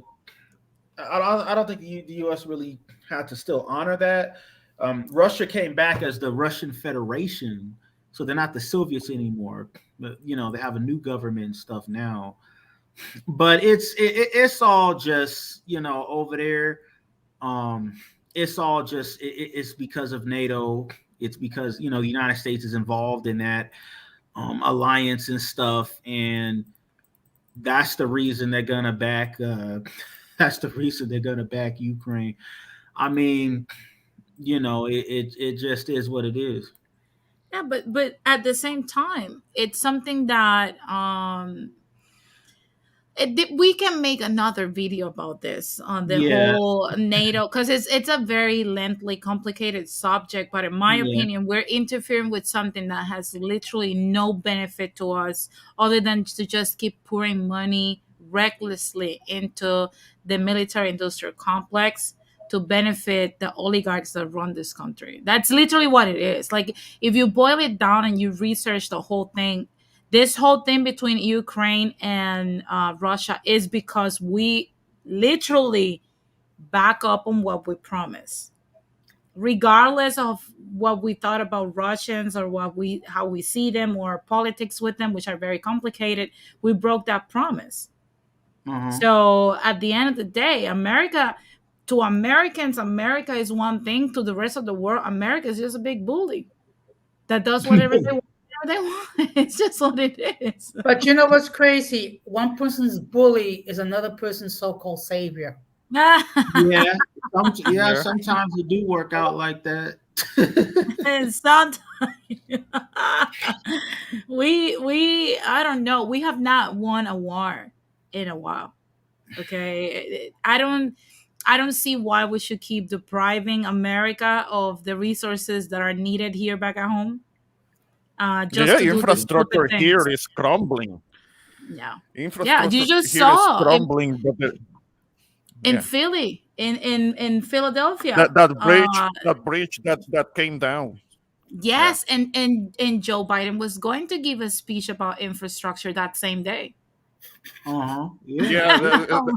Interesting. Oh, like no speech needed, just action. Action is what's needed because things are Yeah. crumbling, they're falling down, and uh, talking about infrastructure, they're wasting time. No, get to work. I mean, You know what's the the shit is first? crumbling. You Yeah, know what's the first thing that comes to mind every time I see us going into a different war? The homeless. The homeless. And I'm gonna explain why. 20 because billion there are gonna be dollars. more. Hmm. Look, $20 billion will solve the homeless situation that's eating up at America right now. We always say we don't have the money, but then we're literally giving billions and billions and billions and billions of dollars to the military industrial complex. It doesn't Yeah, stop for no reason because we saw what happened in Afghanistan. We were literally equipping Afghanistan, yeah. the Afghan army Okay. that we were quote unquote Yeah, training and helping out. We Yeah, equipped them with American equipment that we financed with our taxpayers' dollars for all these years, and these people were yeah. surrendered this stuff when pressed by the Al Qaeda. yep, So yep. Yeah, what we the basically Taliban. equipped Al Qaeda. Yeah, we Yeah, basically when the Taliban took over, they took all of the weapons with it, and of course they were blaming Joe Biden entirely for it. But these people don't understand that the whole thing with arming Afghanistan, that has been happening for since the 80s. That was yeah. happening since the 80s Yeah. when the Soviets were there. I mean, the United States was equipping the Mujahideen that would later become the Taliban. We have been doing that since the early 80s when Yeah, the Soviets started to show up. Okay, I saw a blame video. Biden for all of that if you want, but no, it's the government. The United States government was already doing that, and then the right wing started complaining because of all of the weapons that were left behind. That's common practice. A lot of people don't understand that. The same thing happening. To my understanding, the same thing happened in Vietnam. A lot of weapons were left behind there to the Viet Cong. I mean, Yeah, to the and that's what Vietnamese. we've been doing. We have been equipping the world. When have you seen an empire? Look at the Roman Empire, the Greek Empire, all these empires. When have you seen them equipping the enemy, equipping other countries, even the ones that are not our enemies? When have you seen that? Does that make Well, sense to you? the Romans and No. stuff, they did do that. They went into areas, that they conquered, like Gaul and places like that, Spain, and then later on, those people will rise up against them. So, what the United States is doing has been done in history before.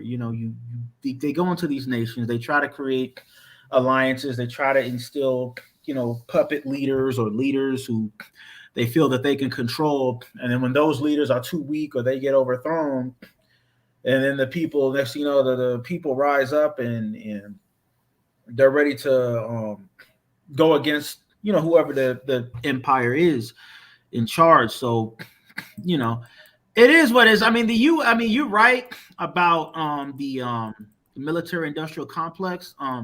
Interesting thing, Denise. I grew up in Palmdale, California, and in Palmdale, California, they have a huge it's a Lockheed Martin aerospace plant where they produce a lot of the armaments and weapons and stuff for the Air Force and missiles and stuff like that. So it's the biggest employer in the whole area. It employs thousands of people. So I know what you mean when you talk about military industrial complex, because I grew up in the shadow of it. So I mean, I Mhm. know what it is. So it's the thing is, though, it's really our foreign policy. Maybe we need to tweak that. Maybe we need to change it. I don't think we should go. Our foreign policy should be go around the world and still puppet leaders. It should be more of like a partnership thing. Like, okay, like basically what China's doing in Africa. They're going in with a partnership. They're okay. We'll build your infrastructure for you, and then you give us natural resources and stuff like that.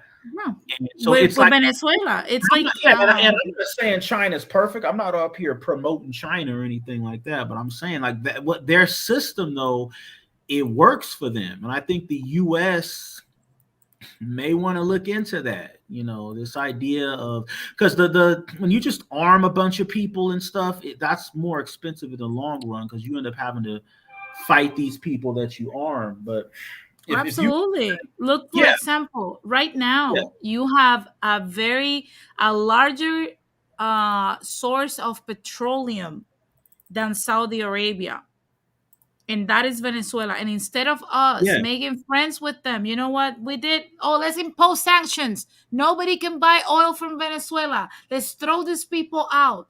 And Venezuelans make an average of $2 a month because we took all their commerce from them. And that is the way America does business, because we have obsolete leaders, not because we cannot make these things happen. We have obsolete leaders. We need new criminals in the White House. We need new criminals in the House. We need new criminals in the Senate. That's literally what it is. New criminals that are younger, that are more in touch with Yeah, the there times. are, Is that what you're saying? because like I said, like I stated before, we're never going to have non-criminal people running any country. That has never existed. It's not going to start happening now. Everybody that's a politician is a criminal. But I will prefer to have more knowledgeable and current with the times and coherent with the times criminals than the criminals we have right now that don't know what to do. Yeah, they're still in the Cold War. I mean, Yeah, this is like people, look, the way I see our politicians today, all these old people running this country, the way I see them is like they're still printing bad checks when we're already using ATMs and Um, direct Yeah, yeah, deposits. Excuse yeah. me, Denise. Go ahead, As Jose. No, the only baby boomer on the panel, how do you define old? Old people that are no longer the future. I mean, I love you, Jose. You're my cyber father. God bless you and everything. But you, people your age, you're no longer the future. I'm almost getting there too. So you have to look at things that way. You have to think about the young people. I have to think about 20-year-olds, and I'm just 34 years old. I have to think about 15-year-olds because they are the future. I am the present. You guys in the baby boomer sector are the past. So, but can't we like be like the advisors for the young? No, no, you guys need to take now a vacation, go sip some pina coladas and enjoy retirement. So, in The- other words, we have no productive whatever. I am. No, you contributed what you had to contribute to inherit us the society the way it is right now. We're very grateful for it. Very grateful, very humbled by it. But there's no way right now that any baby boomer or half of the Gen Xers can actually understand virtual reality, technology to sustain that, cyber real estate, NFTs. You guys don't understand that. You guys are barely learning Instagram as of today. So how do we even explain this in order for to make you guys proficient in current times and then rule the nation? It's not going to happen in time. Well, you seem to be painting all of us in the same brush. It is okay, Jose. Do you know how to create an NFT? No. Oh, you see? Do you know Okay, what but cyber okay, real estate is? no. But I That's can the learn. future. Okay, That's the I can. future. Okay, but I can learn. I mean, look, I learned how to share on StreamYard. I am I'm learned how to use StreamYard to do entries. So I'm not that totally inept that you're trying to paint me to be. No, no, no. I think you guys have earned your retirement, because this is the way. Look, if it was a secretary job that we're talking about, yeah, take your time, learn.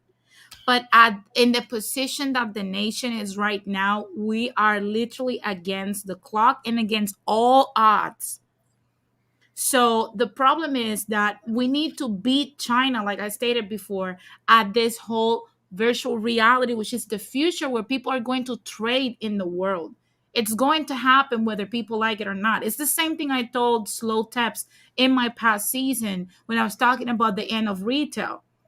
Right now, everything is going to be automated in the next few years. I give it 6 to 8 years where everything is going to be automated. So there's no way in hell that a baby boomer can actually keep up with the advancement that we need in order to beat China. You have kids in Singapore. I'm a sound engineer. I've said it here many times. I learned how to build a circuit in college. That's what they teach us in college. And you have kindergarten kids, 5-year-old kids in Singapore, look it up, building circuits that have more voltage, better results with amps, better results with ohms, understanding all of these things at 5 years old. You know how ashamed I felt when I saw that? I'm like, I learned that at 19 years old. We are way back. We Um, are so back. It's not even funny at this point. daughter, Well, daughter, at Chinese, least will you visit me at the old folks home? No, I'm sending you to a nice island with nice weather, with a server with pina coladas and mojitos, and relax yourself. You did what you had to do at the time. You carried us all these years. Now it's time to relax. You all earned right, it. now, Denise, if I can say this, if I can just chime in, as far as China, believe it or not, I don't think China is gonna be our biggest concern. Especially after the next 10 years, because of COVID and stuff. COVID has hurt China more than anybody. China Mhm. has drastically slowed down. As far as like their production and stuff and their growth has slowed down. India is actually growing right now more than China, believe it or not. China was growing like in the early 2000s and stuff. Now it's India, and India, they're heavy into tech. So they're gonna, and then within the next 5 years, once COVID is over, a lot of them are gonna start coming to the United States. So a lot of them are gonna try to hit the tech sector, and if they become dominant in that field, they could, they could really start dominating things. That's why I say, countries like Puerto Rico, South America and stuff, just Americans in general, they need to start getting more into like the tech field and stuff. And it's just sad because they're trying to take like algebra out of a lot of schools and stuff right now, like Mhm. right at the time when the world needs that stuff, is going towards that stuff. You know what I mean? Yeah. And you know what's crazy? Yeah. The problem is that America put so much effort into keeping us uneducated that now that they need us the most, we don't know shit. And I'm sorry for Yeah. that Yeah. expression, but it's the truth. And Yeah. now they have no other choice but to try to yell at us, keep up, learn learn these things. Yeah. Move. I'm like, you didn't raise me like this. Chill out. I'm learning. Yeah. you know. So You it's are kind of absolutely it's kind correct, of Denise. weird. What's up, Rakim? It's nice to have What's you up up, here. Denise? Yes, yes. I'm sorry Yeah. for. I Yeah. meant to come a little bit early. I was running some errands, but you are absolutely correct. Right now, America is the parent that is getting frustrated that their kid cannot complete their times tables right now or doesn't Um, know them, and Rafi, slapping them across the table. Yes, yes. It was my YouTube dad, Jose. yeah, What's it's good. going It's on, it, it, Jose? it's good. It's good to see you because Denise is going to send me to the old folks' home Oh my God, Oh no, no. I'm not. because I'm old. No, I said an island. I said a nice island with a server and He doesn't want an mojito. island. He doesn't No, want no. an island. It Really, doesn't get cold it's there. it's a twist to that. It's an old folks Um, home that's named the island, and they can I serve pina coladas at the bar. can I make a confession here? Yeah, go ahead. Oh yeah. I just got myself a heating pad. Mm. You see what I'm talking You're about? having a back problem? You're having a No, back it's problem? my it's just that my I've been having problems with my knees. Ah, your Actually, knees, your knees. my Yeah, left yeah, knee. yeah, So yeah, yeah, yeah, yeah. I got you. I got you. So you so see that Well, that feels more what I'm telling you. Like we cannot, and that's something, Jose. You're like the I think like 0.01% of the baby boomers that think like that. I was raised by both my parents are boomers, and they're about to be 60 this year. And I see them struggling like this.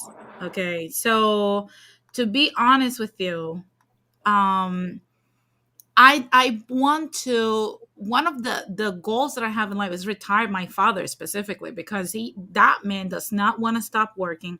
But to be honest with you, I don't see my parents ever understanding the or getting a grip of what technology is today.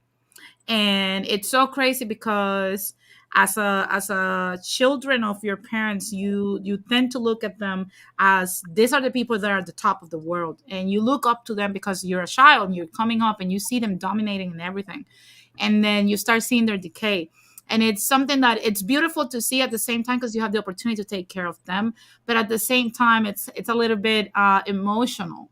Even talking about this, it makes me a little emotional. But that's what I mean when I say this, Jose. I don't mean it as, oh, let's just discard these people. No, you guys build us this world full of opportunities for us to now get, and also, make you guys proud.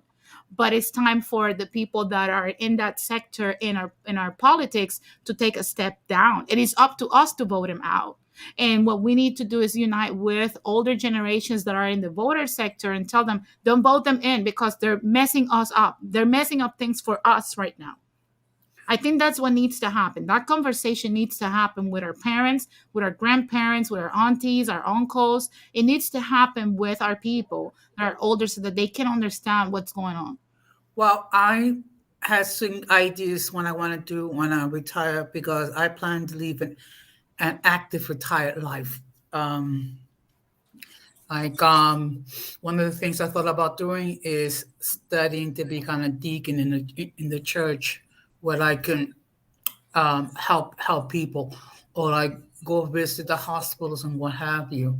And serve piña coladas over there, and But definitely, guys, I went a little bit into overtime because I miss having you guys up here on a calling show. And I welcome City of Truth. You're more than welcome to always be up here with us and share your thoughts. I love your perspective as well. I'm going to start gathering final thoughts from you guys.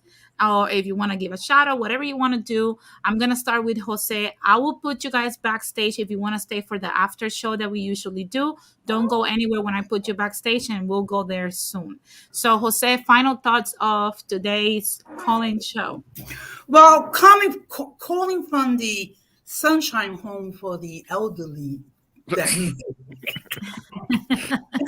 I just want to say I appreciate being part of the panel. And of course, you got to forgive me. I got to plug my channel. Okay. Just want to let people know that Uncommon Sense, we're going to go live Tuesday night, 5:30 p.m. Pacific Standard Time. And the topic is going to be the art of conflict resolution. And of course, I got to say a little bit in Spanish. El 15 de este mes vamos a tener la segunda programación completamente en español. Y la tema será los problemas que enfrentan los latinos en las Américas.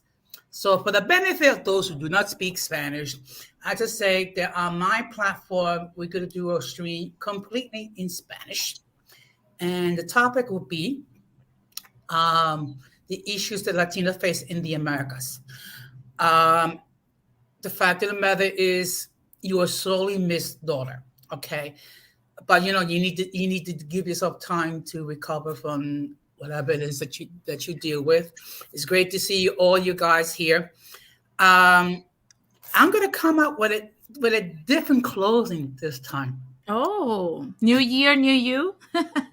Well, actually, I will discuss it more of it when we get on the backstage. It's just that mine is, do not let the errors of the past damage your future. Oh, look at that. New year, new closing statement. So, well, and of course, we got to be mindful that we must stay away from the mix, or else we will start to think like them, and then our brains will start to deteriorate and die. Absolutely. I will put you backstage. Thank you so much, Jose. Thank you. Now I will move to my fellow Boricua, my Borinqueño brother, Ramon. Any final thoughts, final statements for today's live stream? Sí, sí, Denise. Yes.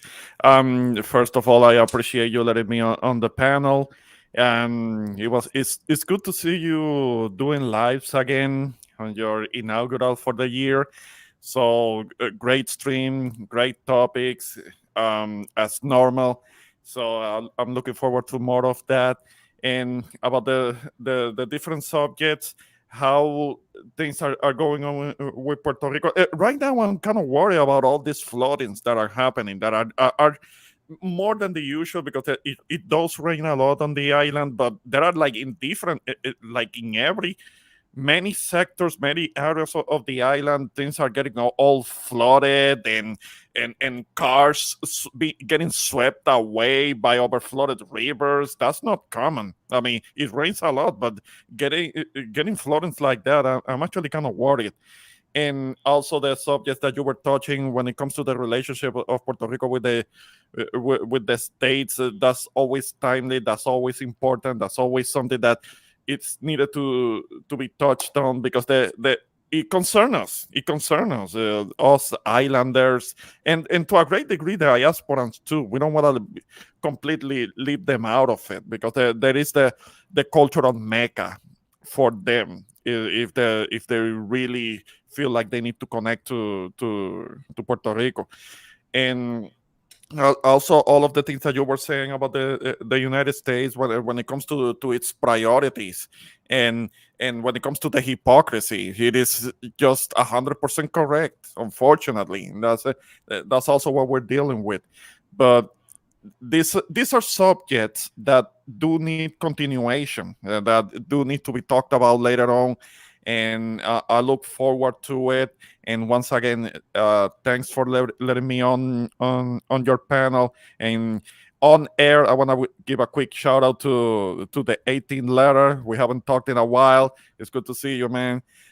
So we're gonna talk a little more on backstage, and that's all. That's all I got. Well, thank you so much, Ramon, for your input. You know, you're always welcome here. And I love to hear your perspective on everything, especially when we talk about Puerto Rico. So I'm going to Yes. put you backstage. Don't go anywhere. Now, City of Truth, on his debut on Latinsplaining as a new member of the Latinsplainers. Final thoughts on today's topics. Yeah, yes, Denise. I just want to thank you for allowing me on the panel today. You know, I really enjoyed myself, and I've heard of your channel in the past and stuff, but this is the first time I participated, and and I really enjoyed myself. I felt like I learned a lot. You know, I come into these panels and stuff not just to give my own views on things, but also to hear other views from other people, and that's how I learn. You know, that's how we learn. Is we, you know, we exchange ideas, we exchange viewpoints and stuff, and we don't always have to agree, but we can still be respectful and still enjoy each other and learn a lot in the process. So, and I really like your platform, Denise. I think that a lot of the people on here are high quality people. Everyone I've talked to today, you know, there was no trolling, there was no disrespect. Everybody was just, you know, and everything was orderly. You know, it was one person talking at a time and everyone would wait for the other person to finish, and you never even had to raise your voice and say, hey, you know, let this person speak or let that person speak. So I think that's very I don't know if you realize it, but you actually have a very high quality platform, if Thank if, you. if if I could say that. And you know, but I'm glad that I was able to be a part of it. And I would love to participate in the future as well. Absolutely, absolutely. I do this kind of setting of live streams. I used to do it more often. I'm doing it only Sunday. So every Sunday that you want to jump in, give your input, ask any questions or share with us, you're more than welcome. And I also enjoy your perspective. You know, it's something that I stand for when I started my channel. Like, I don't like the disrespect. I don't like to, people overtalk each other. I like to hear from everybody, even if they disagree with me or with everybody on the panel.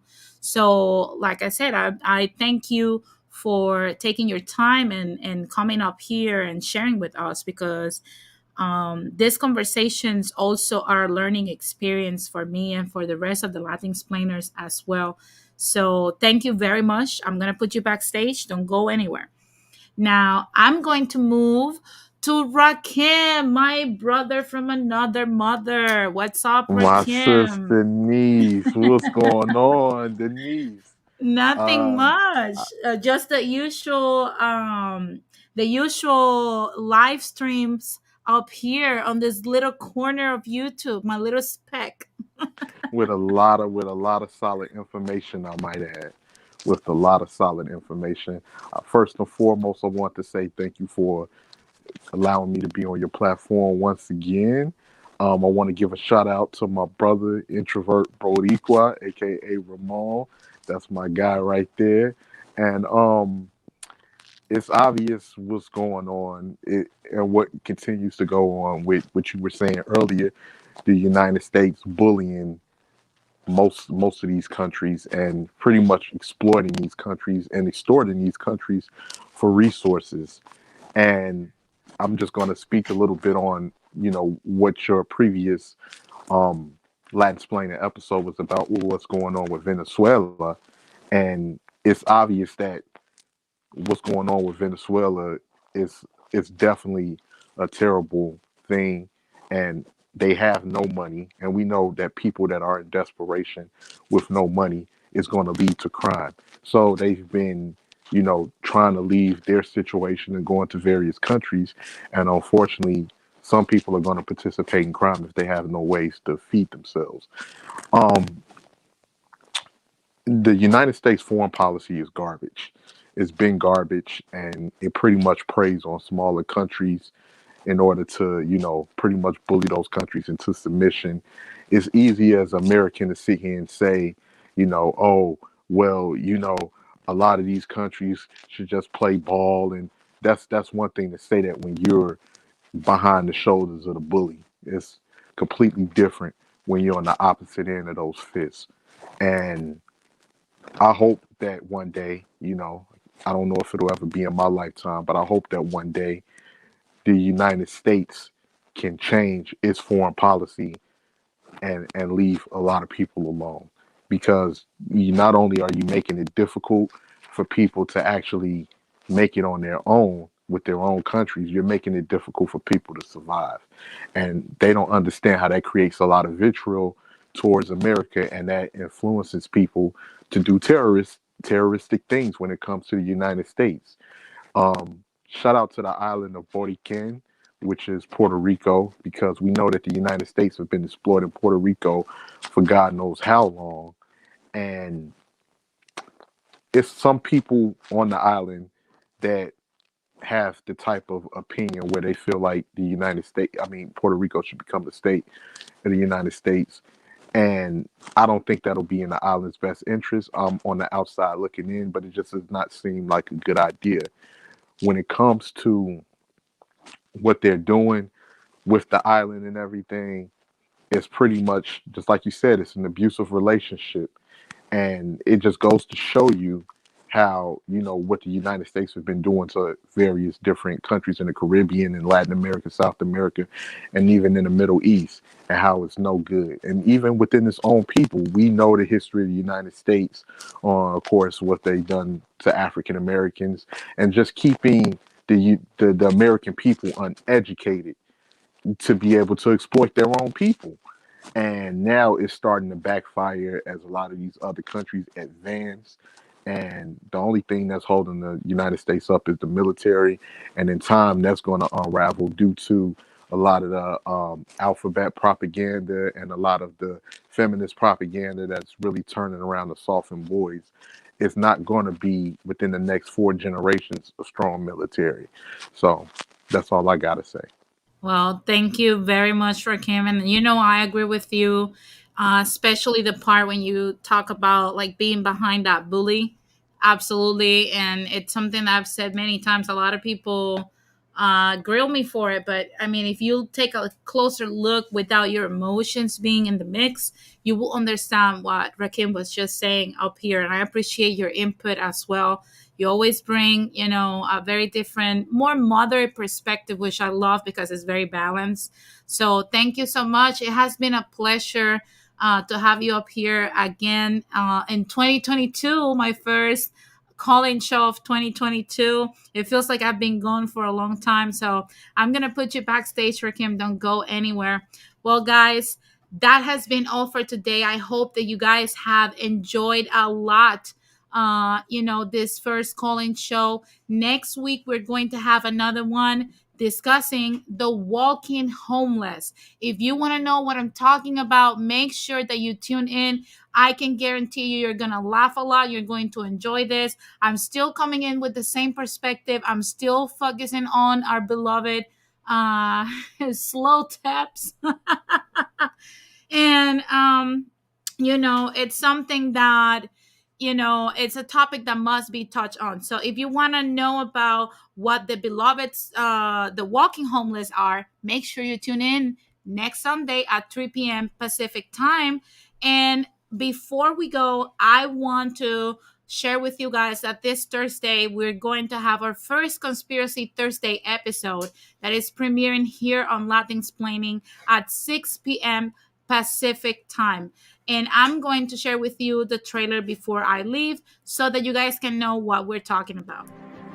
In a world that's always changing, things are always happening and now moves in a faster pace. Media keeps discarding people's hypothetical conclusions for events we don't fully understand. No one wants to talk about it. Our politicians keep pouring their lies and some people believe them. Where do we go for answers? Are these just mere conspiracies? And if so, are they true? Let's find out together. Join me every Thursday at 5 p.m. Pacific time to find the truth on Conspiracy Thursdays here on Latinsplaining with Denise. See you there. Well, you heard it, guys. This Thursday, we're going to have our first episode, and I hope everybody is there to actually see what I'm going to talk about. Now, this has been all, guys. I have overextended this because it's a special first 2022 call-in show. Thank you to everyone that tune in. Thank you to everyone that allow us into their homes and their devices. I'll see you guys tomorrow for my usual daily news. Don't go anywhere. And if you enjoy this content, make sure that you like, subscribe, bring a friend, and if you can, donate to support the platform. Thank you very much, guys, and I'll see you later. Peace.